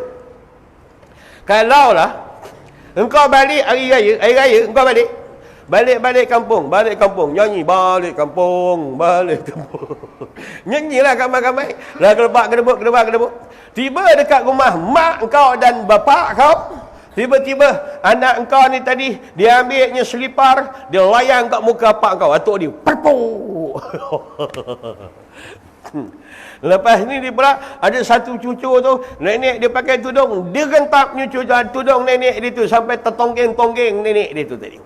Ada satu cucu tu pula dalam keadaan dia tengok nenek dia lambat, dia ambil penjangkut baju, dia sosahnya nenek dia pada ketika itu. Apa anggapan kau bila mana anak kau durhaka kepada seorang yang bergelar ibu kepada engkau? Agak-agak macam no. Tentu kau akan marah. Tentu kau murka. Pasal di antara kau hormati ibu kau sayang dan kasih pada ibu kau. Kenapa Tuhan kenapa di antara anak dan cucu durhaka bukan durhaka bukan kata durhaka semata-mata kepada Tuhan dia durhaka kepada Tuhan bapa dia durhaka kepada Tuhan nenek dia. Bagaimana di antara datuk dan bapa boleh diamkan anak dia, cucu dia bermaksiat dan juga durhaka kepada Allah Ta'ala. Ke sini belum masuk lagi dalam bab ni. Ini cerita dalam ingatan. Tapi saya kena potong dulu apa benda yang boleh terhalangnya hati ini daripada mengingati Allah. Kenapa cahaya tak ada dalam hati? Yang pertama di antara pelanggaran syariat masih lagi berleluasa. Hal keadaan belum lagi mengiktiraf Tuhan Allah yang menurunkan akan Al-Quran serta perundangan, serta tata cara hidup, serta di antara jalan-jalan untuk keselamatan di dunia dan juga kebahagiaan di akhirat. Selagi engkau tak boleh nak berwala dengan apa yang ada dalam Al-Quran, hentikan semua tarekat-tarekat dulu. Selagi engkau tak boleh nak iktiraf dulu seluruh daripada hukum-hukum Allah, hentikan kisah Habib-Habib engkau ni dulu. Andainya di antara apa saja di antara dalam keadaan kau tak boleh nak iktiraf dulu daripada hukum Allah dan seluruh daripada ajaran Al-Quran, hentikan dulu aktiviti-aktiviti yang lain. Tumpukan tauhid bersih, jernihkan dulu hubungan kau dalam hati kau dalam menilik bayangan zilal ketuhanan. Banyak kerja atas dunia ni, tapi dia buat tak perasan. Orang lelaki ni kalau duduk rumah dia banyak kerja. Bini dah letih tengok pinggan bersepah, sepatut dia tolong. Kalau tak nak basuh pun balingkan semak. Apa dia? Korang tak menyemak lah. Kalau tak nak basuh, buangkan dalam semak. Maknanya kat rumah tak kotor. Faham? Itu dia. Syariat dia tak selesai lagi, benda banyak tugas lagi. Tapi nak buat macam mana? Kita dah terlambat. Ni kitab Jilaul Qulub ni dia potong saja. Dia potong. Saya nak baca terus pada matan ni tak boleh tuan-tuan. Saya kena kait-kaitkan sikit. Kan ambilkan syarah dia sikit. Kan orang ambil jalan potong kan. Babas juga aku dikerja ni kan. Faham? Kena faham betul-betul bab ni. Sebab itu kalau tengok di antara pahaman dikatakan apa dia, takkan bercampur hati pada ketika itu. Tak ada sekutu pada Allah Ta'ala pada pengabdian. Tak ada sekutu pada Allah Ta'ala pada penyembahan. Tak ada sekutu pada Allah Ta'ala dalam hak ketuhanan. Tak ada sekutu bagi hak Allah Ta'ala dalam kasih sayang dan cinta. Tak boleh sayang di antara disekutukan sayang dia adalah sayang Allah dengan sayang makhluk. Cinta Allah kepada sayang cinta makhluk. Ya.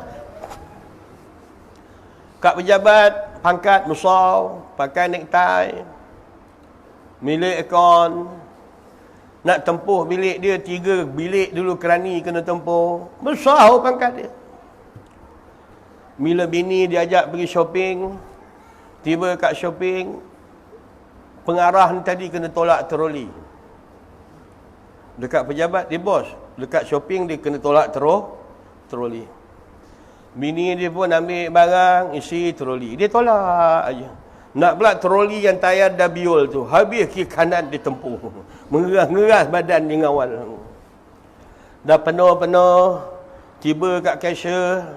Bini ke bayar, pengarah bayar. Pengarah kena bayar. Dah bayar-bayar, siapa kena tolak kat kereta? Pengarah juga kena tolak dekat kereta. Nak masukkan beras, gula, minyak kelapa dalam bonet, takkan bini nak buat. Pengarah juga kena buat. Dah tiba dekat rumah, balik malam, pintu pagar pula tak auto. Pengarah kena turun buka. Faham? Si mangkuk ni duduk dalam dia. Dah lepas tu kan, takut rumah masuk anjing, pengarah kali lagi turun. Kena tutup pintu. Dah tiba dekat rumah pula, bini pengarah dah lari masuk. Alah bang. Tak tahan nak buang air bang. Pengarah kena keluarkan barang. Kau faham tak pengarah? Faham. Keluarkan barang. Dah keluarkan barang, letakkan kat dapur. Dekat pejabat dia bos. Tapi dengan bini pula dia jadi kalah pada ketika itu. Itu contoh, dia tak ada kena-mengena. Nak cerita keakuran manusia pada perempuan ni sampai pengabdian dia boleh buat sampai tahap begitu. Kalau orang tanya apa dinding besar, apa setan besar, apa halangan besar, apa hijab besar bagi seorang laki-laki hal keadaan dalam perjalanan menuju membuka dalam perjalanan membuka dan menggirai bagi tabir kerohanan supaya terbuka bagi segala hijab antara dia dengan Allah. Ujian yang pertama adalah pada diri nafsu dia dan pada isteri dia. Faham? Oi. Sebab itu cakap orang Melayu ni dipahamkan. Sayang anak ditangan-tangankan, sayang bini ditambah-tambah. Kan? Faham? Tulis.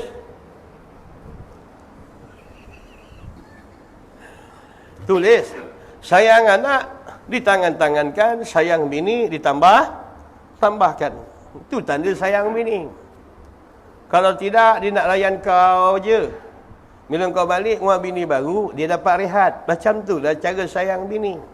Kalau 7 hari seminggu kau ada, tak ke penat dia nak layan kau? Betul? Kau setuju cakap aku? Kau punya menganggur, tak ada spring lah. Dia kalau sayangkan bini, cari satu lagi. Bila kita pergi rumah madu dia, dia dapat rehat 3 hari. Tidur pun dengan jenyak. Ibadat pun tak terganggu. Kau tak nampak lagi ke hikmah dia ni? Kalau tidak, tengah-tengah beramal, ya Allah, ya Tuhanku, ya Allah, ya Tuhanku, laki pun panggil, mak kau, tak ke besar halangan tu bang. Kau sign je, biar dia pergi rumah madu, sedap kau khaluat dengan Tuhan. Faham?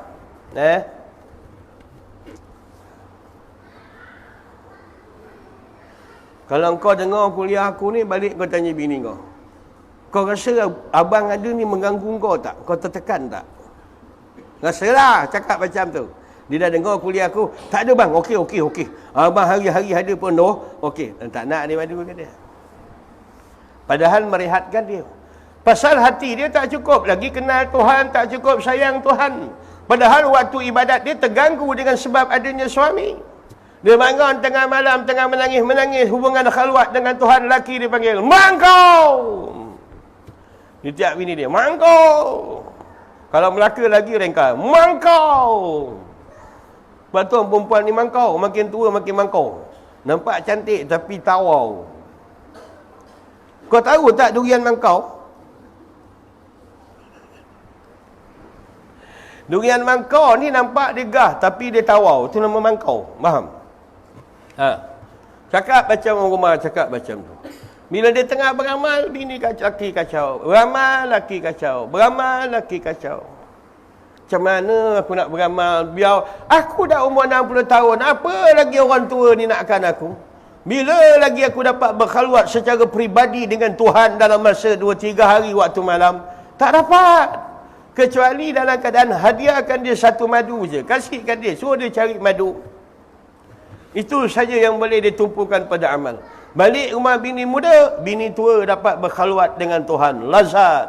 Bila balik rumah bini muda, bini tua, bini tua dapat khalwat. Balik rumah bini tua, bini muda pula berkhalwat dengan Tuhan. Kan macam tu. Tengah lagi orang perempuan ni jenis tamakkan harta, jenis tamakkan pada laki dia. Padahal laki dia pun bukan kuat sangat lagi dah. Lori lalu pun dah pegang kat pagar. Nak ngikut angin sekali, nak berjalan terbang sekali. Tak kuat dah. Itu pun dia pertahankan. Nafsu dia pertahankan. Hijab dia dekat situ lah. Faham betul-betul. Dia kalau boleh hendak ni kau dia sampai mati depan dia. Dia hendak macam tu. Saya pernah mengajar satu kumpulan wanita. Aku tak cakap parti mana. Kalau aku cakap sekarang, marah kau. Rasa-rasa parti kau tu. Soalan tu clear dia cakap. Saya tak apa setuju poligami dalam Islam Ustaz. Kalau saya dah mati Ustaz, kalau laki saya tahu laki saya kahwin lain Ustaz, saya berdoa dengan Tuhan, biar saya jadi hantu tak apa, saya keluar secekik-cekik ke dia. Itu hati perut perempuan tu. Oi. Ada pula yang lain pula, bini tua. Awak nak kahwin boleh? Dengan perempuan muda. Syarat, ceraikan saya dulu, awak nikah dia. Lepas tu kahwin saya balik. Mana orang tanya mana bini baru? Saya. Kau ni faham tak cakap aku ni? Bini tua ni yang usaha asalnya umur 60. yang nak kahwin ni umur 35. Apa engkau nak kahwin boleh, tapi ceraikan saya dulu. Kenapa? Lepas awak nikah dengan dia, awak nikah saya balik. Kenapa? Kalau orang tanya ni bini yang baru mana? Makna saya. Faham? Yang 60 tahun. Yang 60 tahun. Okey. Sian bang buat macam mana? Kata Syekh Ibn Athaillah Iskandari rahimahullah taala dalam hikam dia, kata dia, "Farriq qalbaka minal aghyalimi." Kalau kata yamla'uhu bil ma'arif wal asrar, hal dia kata farriq qalbaka, kosongkan dia hati kau daripada aghyar, barang yang selain daripada Allah. Nescaya dipenuhkan hati kau daripada bentuk cahaya dan juga berbagai-bagai kepahaman makrifat, dan dibukakan akan segala paparan skrin rahsia ketuhanan akan dibuka. Syarat orang yang nak hal keadaan nak melihat papan skrin rahsia ketuhanan di mana? Farriq qalbaka, kosongkan hati kau daripada mengingati yang lain daripada Allah Taala. Faham? Nabi Daud alaihi salam, bapa kepada Nabi Allah Sulaiman alaihi salam. Bila takdir kata dalam keadaan tiba-tiba Allah turunkan wahyu kepada dia. Ya Daud farriq qalbaka li askunu. Hei Daud, kosongkan hati kau biar aku nak tinggal di dalamnya. Maka kata Nabi Daud, sabda Nabi Daud alaihi salam, adakah engkau Tuhan yang mengambil tempat dan mengambil ruang? Maka firman Allah Taala dalam hadis kursi, barang siapa yang mengosongkan hati dia barang yang selain daripada Allah, dan saya dipenuhkan akan hatinya dengan cahaya, dengan ingatan terhadap Allah, seolah-olah bahasa isyarat mengatakan hatinya pada ketika itu adalah tempat mengingati Allah. Dalam bahasa orang lama-lama mengatakan hatinya telah pun menjadi istana Allah, hatinya telah pun bertukar menjadi Baitullah, hatinya menjadi telah bertukar menjadi tempat dan hubungan semata-mata tidak ada campur 1% pun melainkan dalam ingatan terhadap Allah. Maka hati ini digelarkan sebagai kalian pakai Baitullah, hati ini juga digelarkan dia sebagai istana Allah. Tidak ada dalam hati dia melainkan Allah. Di mana-mana dia. Diingatkan Allah sentiasa. Saya bahas peringkat ingat dulu, bukan cerita tenggelam. Ingat dulu. Bila ingat dia kuat.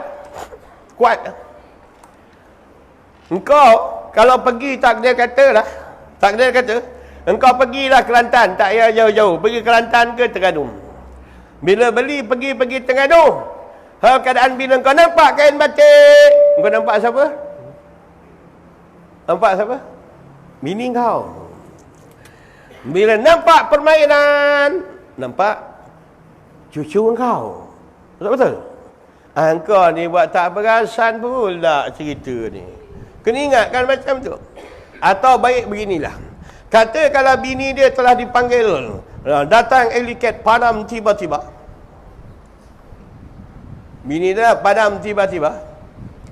Bila bini dia mati, dia masuk aja bilik, nampak katil. Nampak siapa? Bini dia. Nampak telekong. Nampak bini dia. Kata ayah dia, fikir bini kau lo mati. Ni contoh. Allah.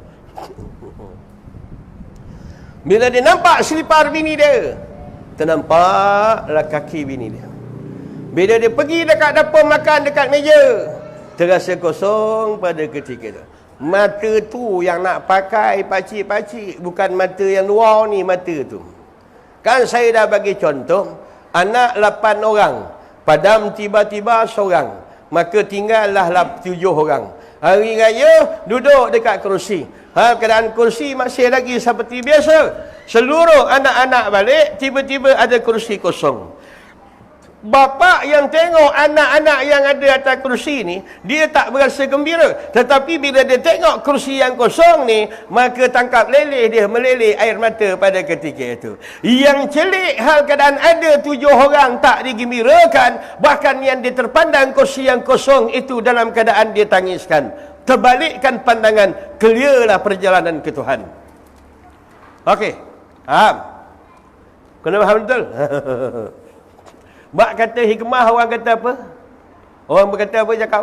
Bercakaplah dengan tanah, nescaya mendengar hal bukalah, bercakaplah dengan tanah, mendengarlah bagi zat yang maha tinggi. Maksud apa perkataan dia? Kalau engkau hendakkan perkataan yang paling hampir bercakap dengan Allah adalah pada ketika sujud. Engkau merintih ketika muka engkau di tanah, engkau merayu ketika muka engkau di tanah, engkau mengadu ketika muka engkau di tanah, maka berkuatlah pintu langit mendengar arahan hal keadaan mendengar rintihan kau daripada zat yang maha tinggi. Okey bang, macam tu faham ni. Dia kena terbalikkan lah. Faham? Faham? Faham terbalik? Faham. Allahu Akbar. Kitab kemihan sikit je kitab ya bang. Maka jangan dihimpunkan. Yang boleh disyirikkan tu, yang boleh disekutukan tu, kasih sayang pada bini. Boleh sekutukan sampai 4. Tak ada masalah. Yang itu kau boleh sekutukan, kau tak nak sekutu. Dengan Allah pula kau sekutukan. Tak acik lah. Faham? Bini kau pun tak faham. Kita dah nyanyi lagu dah. Hanya engkau satu. Ni hatiku. Maksud satu tu berapa kali? 3. Tengah lagi tak ada macam mana boleh dapat bini bodoh dia pun tak tahu dah. Kita kata hanya engkau satu. Dah berapa? 2. 1 di hatiku. Tiada lagi 2. Makna tak ada 2, 3. Engkau ni tak boleh ngaji tasawuf, engkau tak faham mantik. Dia kena faham mantik baru boleh belajar tasawuf. Padan aku tengok masa ni lambat. Rupa aku ikut jam Mekah. Habis itu maka tak boleh nak sekutu. Antara perempuan yang masukkan ke dalam neraka, bila isteri suaminya mengatakan saya nak kahwin satu lagi, lalu dia menuntut dia akan cerai. Ni wanita neraka. Wanita apa? Wanita neraka. Abang cadang nak kahwin satu lagi. Abang cadang, tak boleh. Saya tak nak. Saya besok saya nak pergi mahkamah. Saya nak tuntut cerai. Ini semua perempuan-perempuan yang tak cium pada bau syurga. Macam mana dia boleh ngaji tasawuf ambil tarekat tu? Zikir terpelanting, sujud lepak-lepuk, kadang-kadang terlaju sangat, kaki pergi ke depan. Tapi rupanya ada satu perkara yang dia tak apa nak sujud. Banyak kitab-kitab muhimmah ni nampak ringan je, tapi dalam bahas tersabit dengan akidah. Habis satu ayat. Maka kayakan oleh kamu akan sekadar waktu kamu dengan duka cita rindu kepada Allah Ta'ala, dan ketahui akan di antara qadarnya, yakni syukurkan oleh kamu akan Allah Ta'ala. Pandang dulu pada kayakan oleh kamu akan waktu pada dengan duka cita dengan rindu kepada Allah Ta'ala. Maksudnya kayakan, banyakkan masa engkau dengan keadaan rindu pada Tuhan. Allah, engkau dah bagi aku hidup. Allah, engkau bagi aku makan. Allah, engkau beri aku agama. Allah, engkau beri aku akhlak. Allah, engkau kurnia aku isteri. Allah, engkau kurnia aku anak. Allah, engkau bagi aku ketenangan. Allah, engkau bagi aku ilmu. Allah, engkau bagi aku kenalkan akan dikau.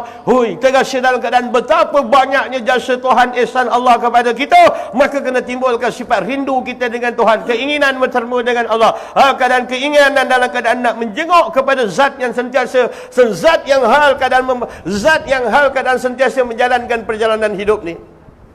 Kalau dia nampaklah bang, Tuhan kasih makan daripada dalam perut, sampai sekarang pun tak ada niat nak jumpa. Kita nak jumpa Tuhan, pasal Tuhan selalu hantar rezeki kat kita.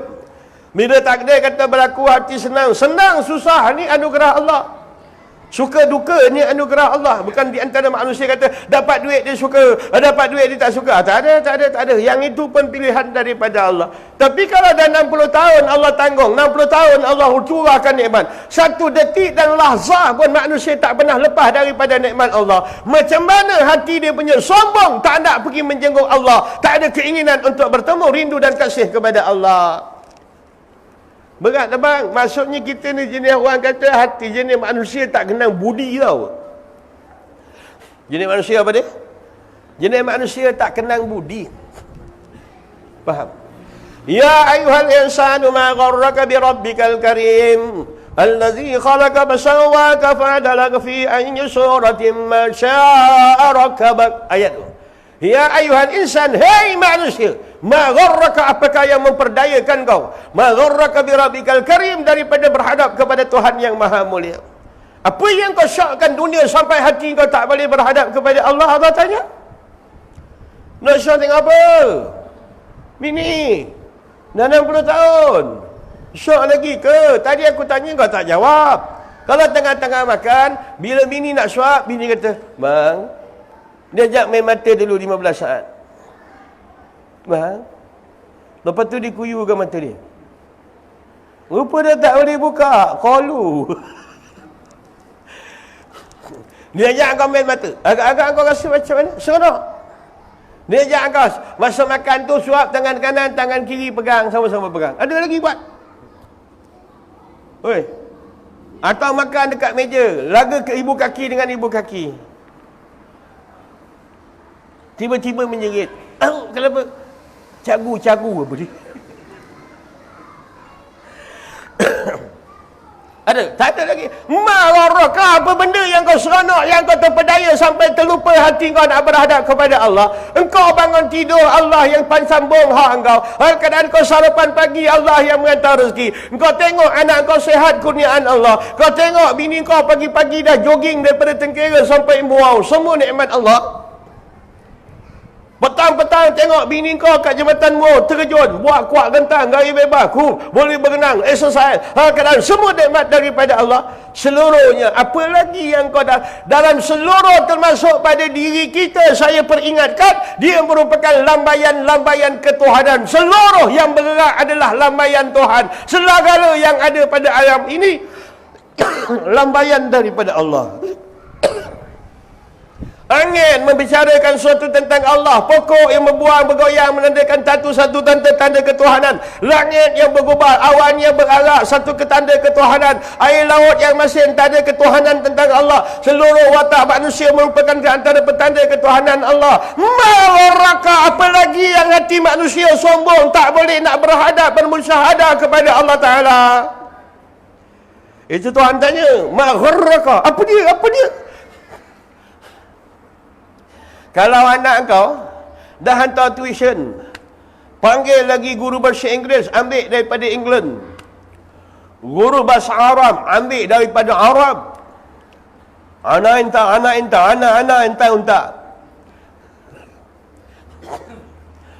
Panggil lagi, semua dah panggil.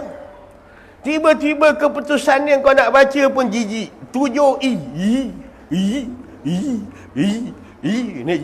Nak jijik lah kau baca keputusan.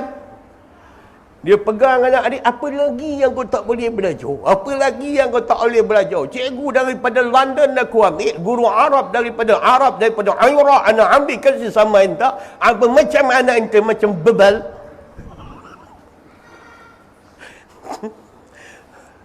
Apa masalah kau lagi? Apa masalah? Menandakan ada kerosakan pada hati. Bila hati dalam keadaan dia rosak, kau tujar 1001 dalil pun, dia takkan mendatangkan kesan kepada manusia.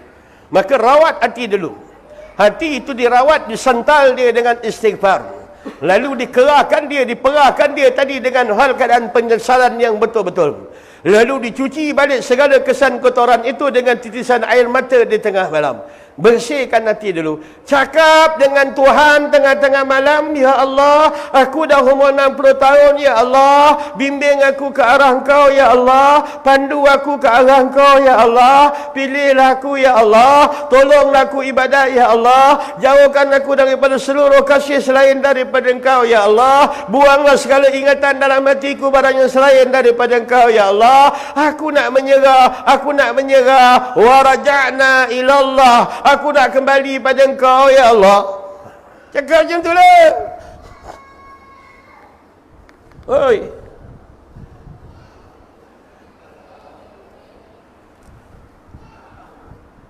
dah umur 70 tahun, temankan bini pergi shopping. Dah tu pula nak masuk parking kedekut. Dah laki tunggu dalam kereta sampai tertidur. Mak kau beli apa tadi? Tak ada apa bang, beli kobil saja sebelah. Tak menyerap darah kau. Kau neman macam nak rak dalam kereta, rupa dia beli kobil sebelah. Beli kobil sebelah. Tak bakar darah kau terkira kata. Bakar darah bang. Memang bakar darah dalam bentuk macam. Apa lagi? Kalau pakcik-pakcik tahu kalau memandu pergi ke Melaka tu tak kurang 15 kenting Melayu, 17 pusat India, kau nampak? Masih lagi kau nak pergi ke? Oi. Kan kat traffic light kerang Amoy sebelah tu. Bola mata ni pula dia tak boleh paku, dia bergolek-golek. Dia bergolek-golek. Orang tua-tua takkan ada. Saya jamin orang dalam masjid ni tak akan buat dosa-dosa besar. Tak ada lagi dah. Tapi mengeram tu ada. Kau tahu mengeram? Nah. Dia tengok Amoy dia. Astagfirullahalazim. Dia cakap kat mulut. Hati dia belum lagi tu. Bukti hati dia belum. Dalam istighfar tu Elio dia meleleh. Astagfirullah.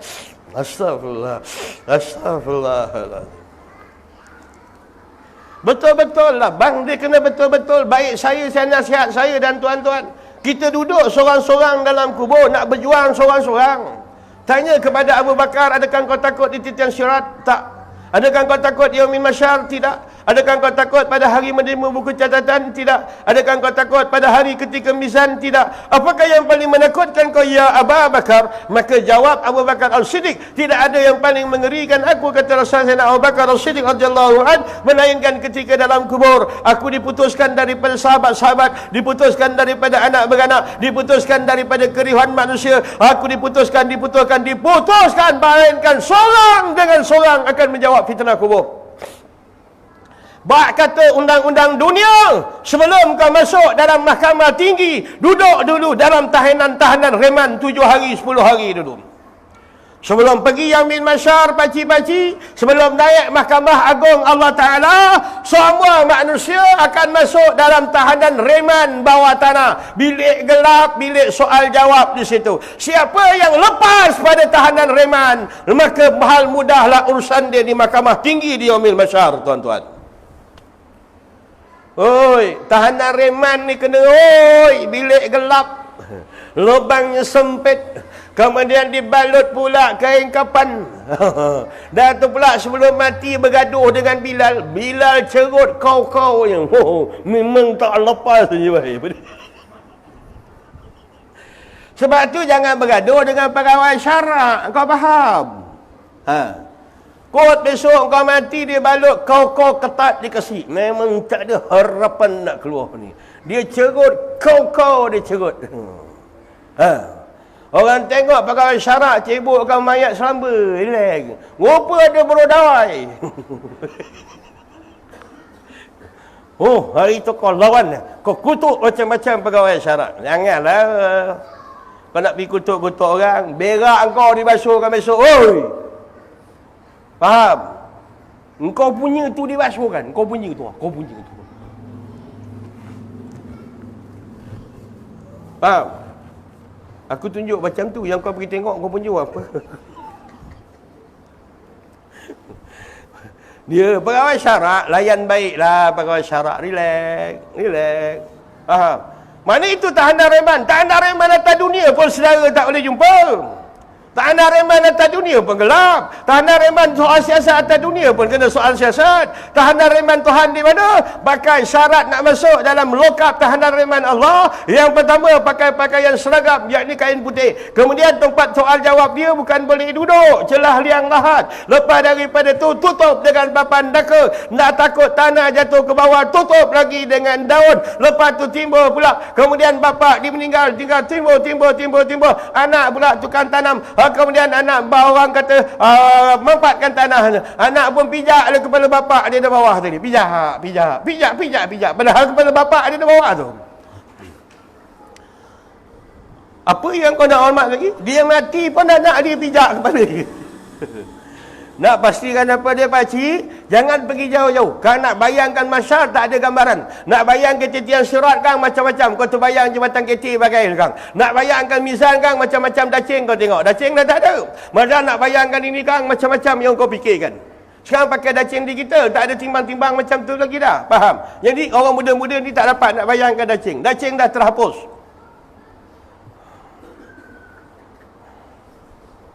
Yang kau senyum apa pasal?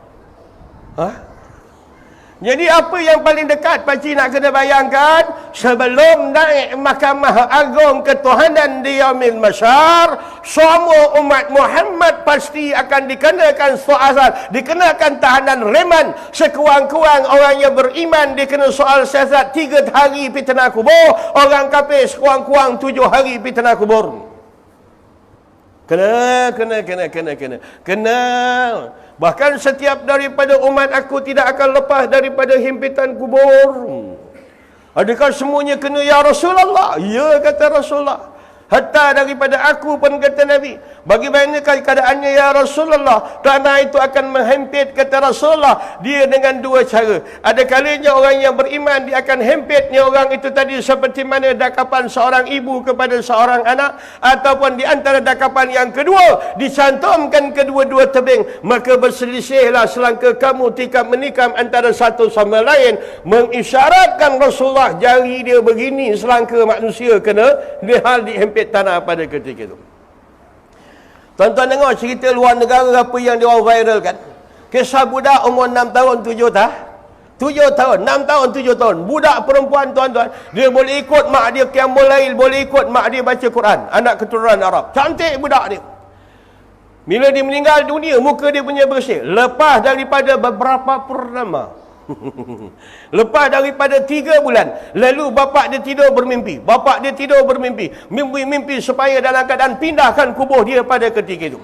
Maka pakat ambil di antara kelulusan, keluarkan balik mayat ni tadi, pindahkan pada tempat yang lapang. Lepas daripada seorang buka 3 bulan, muka budak ni sebetul-betul semerah-merah, secantik-cantik, masih lagi seolah macam tidur pada ketika itu. Bila selesai daripada ke bumi, apa soalan yang orang tanya pada bapak dia? Kenapa engkau pindahkan anak engkau? Kerana 3 malam aku bermimpi, anak aku merongak-rongak minta, wahai bapak, pindahkan aku pada tempat yang lain, kerana aku tak boleh tahan bising azab yang berada di sebelah, kerana mereka kedua-duanya orang yang meninggalkan sembahyang. Cakap, yakinkan ke anak, cerita orang tak sembahyang kena belasah dalam kubur ni pasti dan pasti. Budak ni kata, pindahkan saya kerana sebelah ni lengkang-lengkung. Banyak kali. Kita ambil sikit je lah. Kau nak kira 3 hari aku nak kena cakap lengkang. Kenapa lengkang-lengkung? Kerana di antara orang sebelah ini diazab dalam keadaan terlalu teruk. Kerana apa? Kerana banyak di kalangan mereka yang meninggalkan sembahyang. Tuan-tuan, hadirin hadirat, muslimin rahimakumullah. Kalau tuan-tuan baca, sebahagian saya pernah dengar daripada kisah-kisah sahabat, sehingga di antara ada pesan, bila mana kamu mati maka wasiatkan kepada ahli keluarga kamu supaya dijauhkan kubur kamu daripada orang-orang yang fasik dan orang-orang yang meninggalkan sembahyang. Lalu ditanya, kenapakah gerangan yang demikian? Kerana sesungguhnya walaupun di antara kamu, di antara orang yang terlepas pada azab kubur, tetapi oleh kerana sebelah kamu, al-kubur kamu orang yang fasik dan orang yang meninggalkan sembahyang, cempias azab itu juga tetap akan kena kepada kamu, kata Rasulullah. Ya kan? Cuti sekolah ni suruhlah ajak cucu yang balik-balik kampung tu datang ke Masjid Tengkira, datang sembahyang berjemaah. Ini cucu kau cuti kau bawa jumpa pak saudara kat Zoo Melaka tu. Allahu Akbar. Anak tanya, bah, yang berbulu-bulu tu adik beradik abah Kenapa dia pandai berayut, abah tak pandai berayut? Oi, apa yang kata, yang kau nak pergi ikut, cuti-cuti makan angin, bawa cucu, ajak pergi tengok laut, sampai cucu kau dah jadi atuk pun besok laut tu tak ada lagi tau, pergilah bila-bila masa. Kenapa tak kau didik anak kau datang sembahyang berjemaah? Cuti sekolah sembahyang berjemaah. Buat dah special tawaran. Baik, kita duduk dekat taman, surau ada azan. Anak ayah kalau dapat 1 waktu sembahyang, ayah kasih RM1. 5 waktu ayah kasih RM5. Cuti sebulan baru 150. Tolak tepi lah akaun tu sikit. Janji anak dapat 150. Boleh? Ini janji dengan anak, ya je. Kau kalau dapat UPSR 6A, 1A ayah kasih kau 100, 6A 600. Itu dia janji katanya. Tiba-tiba keputusan keluar. Alamak, anak aku ni aku janji 600, duit tak ada. Jangan dia lelu siapa 66 ni kau. Dah rasa galat pula. Allah. Tadi kau janji nak bagi. Bila keluar keputusan, Allah kalau 6A ni parah aku ni kerang. 600. Dia galat juga. Dia dah cakap dia tak suka bikin abang. Macam orang lah, dia tak ada kerja, dia dengar betul. Oi, orang tu bagus mati hari Jumaat. Dia pun doa, ya Allah, jadikanlah aku orang yang mati pada hari Jumaat. Asal malam Khamis saja dia tak boleh tidur. Pasal besok takut hari Jumaat. Besok takut hari Jumaat. Jangan Jumaat besok apa aku padam. Dia pun bangun tahajud. Ya Allah, ya memang aku minta doa mati hari Jumaat. Tapi bukan Jumaat ni. Apa dia? Jumaat lain lah. Bukan Jumaat ini. Dia sendiri yang minta. Dia sendiri takut. Faham? Macam mana? Orang nak pergi umrah. Cakap, kau tahu tak? Mati kat Mekah ni baik. Kau tahu tak? Betul. Ramai orang mati kat Mekah ni baik. Dan Mekah ni salah satu bumi yang tak akan dipijak oleh Dajjal. Bagus. Dia kata bagus. Tak apalah. Sambat jalan, aku doa kau mati Mekah. Janganlah, siap. Apa dia? Tadi nak mati Mekah. Bila orang kata aku doa kau mati tempat yang baik, dia nyumpah kita pula. Jangan, siap. Jangan. Oh, sian bang. Tak kata putus dengan Tuhan. Jadi belajar apa dia bang? Taubat. Bagaimana cara nak buang air bang? Panadol dia satu je bang. La ilaha illallah. Jalankan berapa banyak.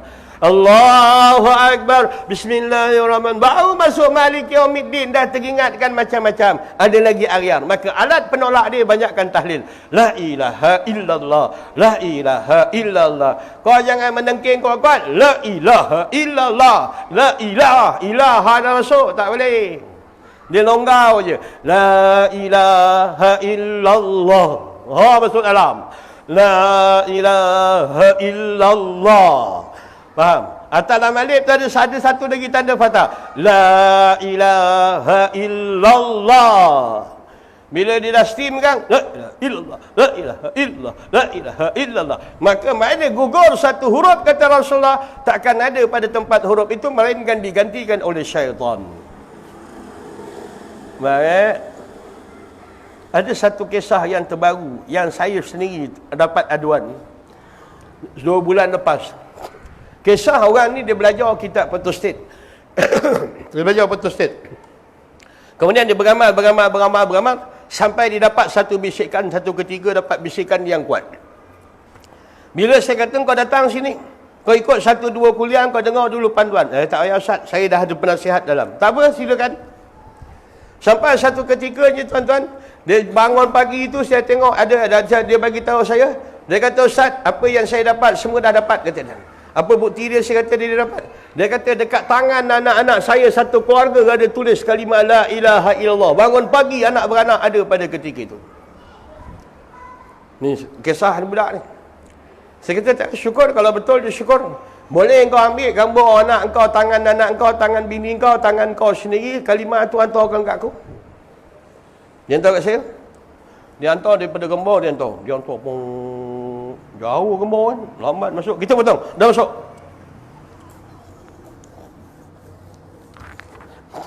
Dia masuk.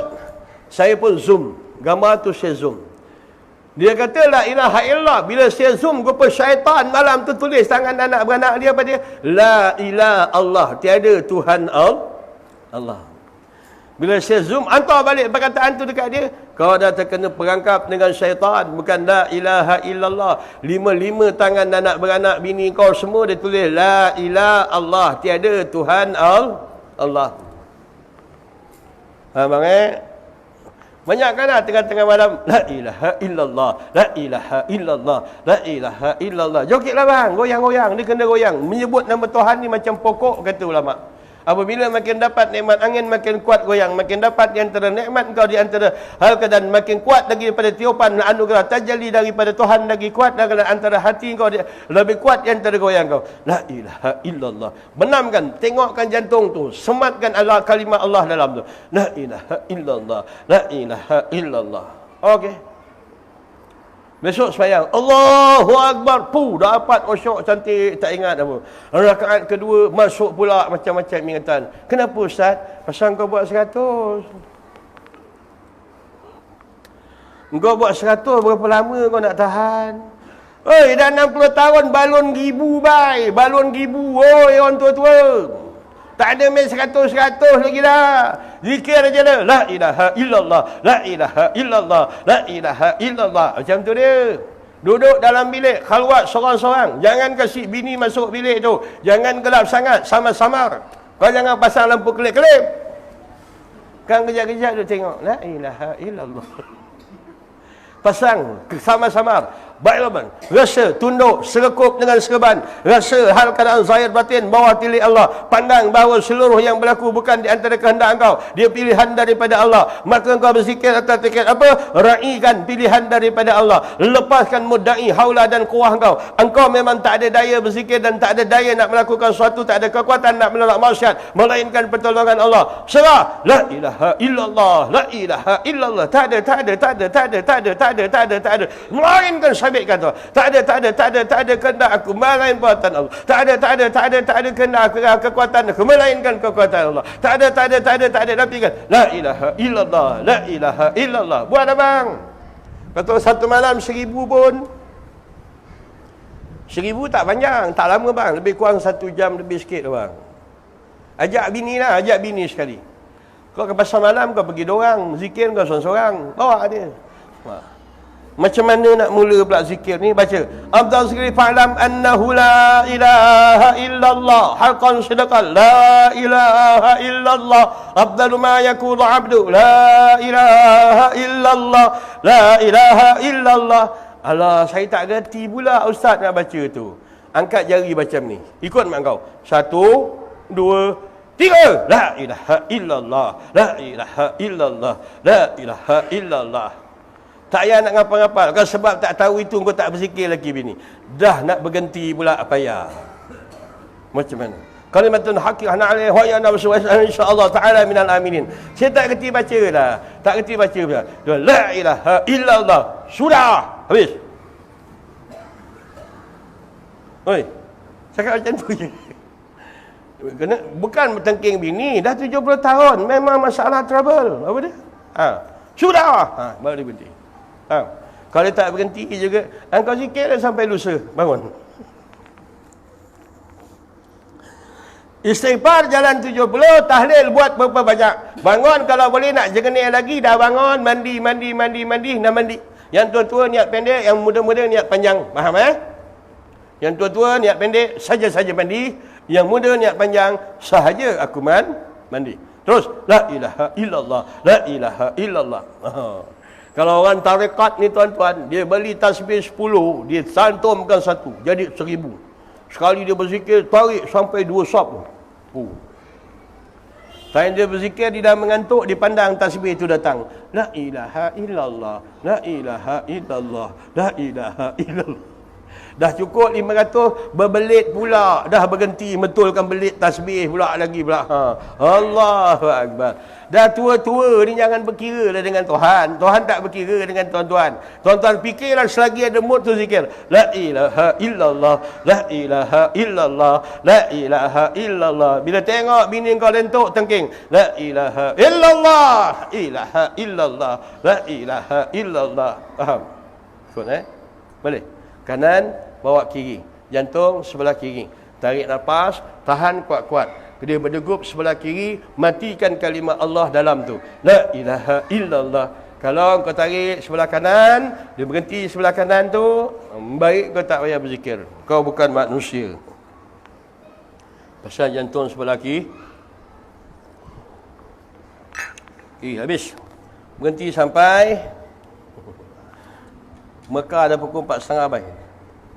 Nak masuk asar dah ni. La yajtami'un, seorang itu akan kuat oleh kamu akan kasih, dan kasih akan dunia dalam hati seorang. Maka pengerti baca, maka kuatkan oleh kamu akan kasih akan Allah Ta'ala yang jamil di atas kasih ma'asiwallah. Berhenti perkataan maka kuatkan olehmu, berhenti dekat situ. Bang pelan-pelan bang. Jangan pening-pening bang. Kalau rasa terlampau pening, jangan, tak apa. Minggu depan duduk rumah, rehat sikit. Rehat. Budak kata, saya dulu isap rokok John 1 hari sekotak. Sejak belajar kitab dengan Ustaz Semula ni, kepala aku pening, kejap-kejap aku hisap 3 kotak habis. Berapa? Pening hisap John, pening hisap John, pening hisap tu hisap John. Jangan fikir macam tu. Bila kau fikir kau nak berjalan kepada Tuhan, 2 kali mati pun kau takkan sampai kepada Allah. Bila kau fikir dalam keadaan engkau yang berkehendakkan kepada Allah, nak menyerahkan diri kepada Allah, kau minta di bawah bimbingan Allah, kemudian siapkan sendiri untuk syarat dipilih di bawah bimbingan Allah, maka jalan tu dia akan jadi mudah. Faham ya? Bila Abu Yazid Al-Bustami rahimahullah ta'ala, dia panggil budak kecil. Budak! Mari sini kau. Budak tu pun datang. Adakah Pakcik Abu Hasan Abad? Adakah Syekh Abu Yazid Al-Bustami? Ya, aku Yazid Al-Bustami.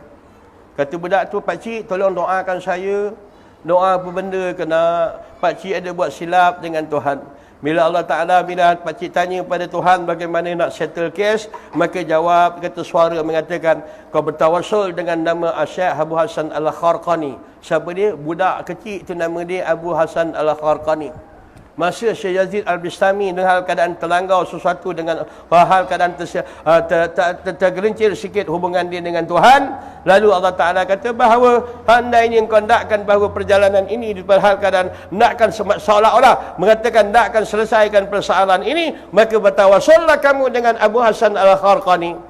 Maka tanya Abu Yazid, di manakah Abu Hasan Al-Kharqani wahai Allah? Jawab suara mengatakan, Abu Hasan Al-Kharqani belum lahir lagi pada ketika ini. Akhirnya bertemulah budak kecil itu tadi, Abu Hasan Al-Kharqani. Bila budak kecil itu minta doa, kata Abu Hasan Al-Kharqani, minta doakan saya Pakcik Yazid Al-Bustami. Bagaimana aku nak mendoakan kau? Dulu aku kantoi dalam perjalananku, aku bertawassul dengan nama, aku diperintahkan bertawassul dengan nama kau. Akhirnya aku lepas daripada halangan ni. Oh, kecil lagi dah jadi wali. Faham ya? Pelik. Faham? Banyak bang cerita dia bang. Kan senang. Kan senang. Orang tanya, mak pada Imam Ghazali, macam mana kau lahirkan Al-Ghazali? 25 tahun aku berpantang daripada perkara-perkara yang makruh dan haram, kata mak Imam Ghazali. Mak Imam Ghazali. Oh. Mak kita tangan patai sebelah, jering sebelah, kaki naik kerdas.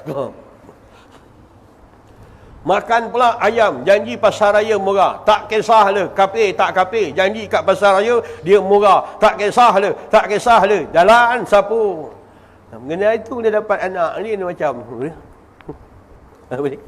Mak nak ayam murah, pergi dekat shopping cafe laknatullah ni. Belilah ayam 3-4 ringgit sekilo. Murah, tak kira halal haram. Ini dia dapat anak tu. Itulah dia. Dah 7 Bilal bang pun tak naik lagi surau. Pasal apa? Makan ayam murah, dapat kat shopping cafe murah, dapat generasi macam tu. Itulah bang. Bang ya, awas-awas lah bang. Ya, tukar daripada A sampai Z, nak kena tukar. Kicap-kicap tu tukar lah bang. Daripada dulu rumah api, sampai dah naik terbakar, tak tukar-tukar lagi lah bang. Tukar daripada kicap orang Islam pula bang. Tukar lah sos pada orang Islam. Tukar daripada mi orang Islam. Tukar daripada toge orang Islam. Okey bang ya. Tukar-tukar semua kena tukar lah. Ya. Beramal kambing kuat, makan tak jaga, dipayah fishball, fish cake. Bukan tak ada kat besar-besar tu, Johor punya, orang Islam buat. Saya dah biasa lah ustaz, makan kape ni punya. Jawablah kau. Nak cakap kat aku. Tak pasal-pasal. Kau ingat kau cakap dengan aku, kau rasa lega ke makan benda haram ni? Tak ada lah dia. Faham? Faham? Dia rasa dia bercakap tu dia lega. Faham?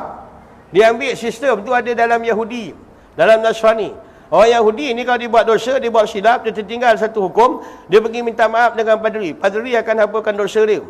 Dia tak sama pula. Orang Melayu ni dah tak dapat pergi sembahyang, cakap, minta maaf lah mam, semalam tak dapat datang. Apa pasal pula? Macam imam tolong padam dosa kau. Minta maaf lah ustaz, minggu lepas tak dapat datang. Mak mentua saya bersalin, kembau. Apa dia? Mak mentua saya bersalin, kembau, Islam begitu. Kenapa kau nak kena minta maaf dengan ustaz, dengan imam? Amalan minta maaf bila tertinggal satu hukum, tertinggal satu fardu, tertinggal majlis wajib, tertinggal benda yang haram. Duk minta maaf dengan ulama-ulama, sama sistem tu dengan sistem Kristian. Jaga baik-baik. Dah tak tinggal. Bila tak ada kata, mam subuh tadi saya datang minta maaf. Bukan imam jaga buku catatan. Orang dah belajar kitab ni, kitab yang kau belajar yang nipih ni, nipih. Kau faham tak? Boleh faham kitab ni? Kalau tak faham tu, cuba tengok balik. Dah bayar belum? Takut kau hutang dengan imam apa dia? Orang belajar dengan kitab ni, kitab ni dia punya prinsip satu je. Bila babang bangun subuh tadi, orang bang, Allah Akbar, Allahu Akbar. Bangun baca doa kesal, ya Allah, di manakah silap aku, ya Allah, Engkau tak pilih aku bangun di tengah malam. Di manakah salah aku, ya Allah, hingga Kau tak sudi pilih aku beribadat, bermunajat, berbisik di tengah malam. Begitu dia bang. Bila tak dapat pergi sembahyang jemaah, tepuk dahi, ya Allah, di mana silap aku, ya Allah, sehingga Engkau tak tunjuk aku, sehingga Engkau tak pilih aku untuk duduk pada tempat yang paling baik. Faham macam tu? Bila terlepas daripada majlis belajar, ya Allah, di mana dosa yang aku lakukan, ya Allah, membuatkan Kau tak pandang pada hati aku untuk duduk di dalam taman syurga Engkau, ya Allah. Begitu cara orang terlepas pada ibadat. Faham? Kerana bila dah fikir, dia kena ambil tindakan dia. Takkan daripada tahun 69, ya Allah, ya Allah, ya Allah. Besok tak datang subuh lagi. Ya Allah, kenapa aku tak pilih Kau? Kau tak pilih aku. Besok tak datang belajar lagi. Ya Allah, ya Allah. Dia maksud perkataan tu, engkau nakkan diri yang kau terbaik. Bila fikir macam tu, Allah nyahkan kau daripada tempat yang terbaik. Maka kau cari jalan bagaimana balik untuk bersih dan clearkan hati, supaya hati kau mendapat pilihan dan jazbah daripada Allah. Itu cara dalam ilmu. Faham? Bukan minta maaf. Tak ada. Dengan imam bukan payah, dengan masjid bukan payah. Ada orang tak datang 5 bulan sembahyang Jumaat. Tak datang, imam tak tanya pun. Sekali dia datang tu, dia langgar Bilal. Bilal kata, ada engkau. Boleh cuti lagi 5 bulan. Pasal Bilal dah perasan, faham? Jadi siapa jarang datang masjid tu, sekali-sekali datang, langgar imam, langgar Bilal. Faham? Ataupun sekali-sekali buat terlanggar tiang. Gedegup, aduh! Ada dia tu. Boleh cuti 5 bulan lagi. Faham? Kau tak faham orang Melayu ni, pakar wayang dalam agama. Ya Nabi, salam alaika.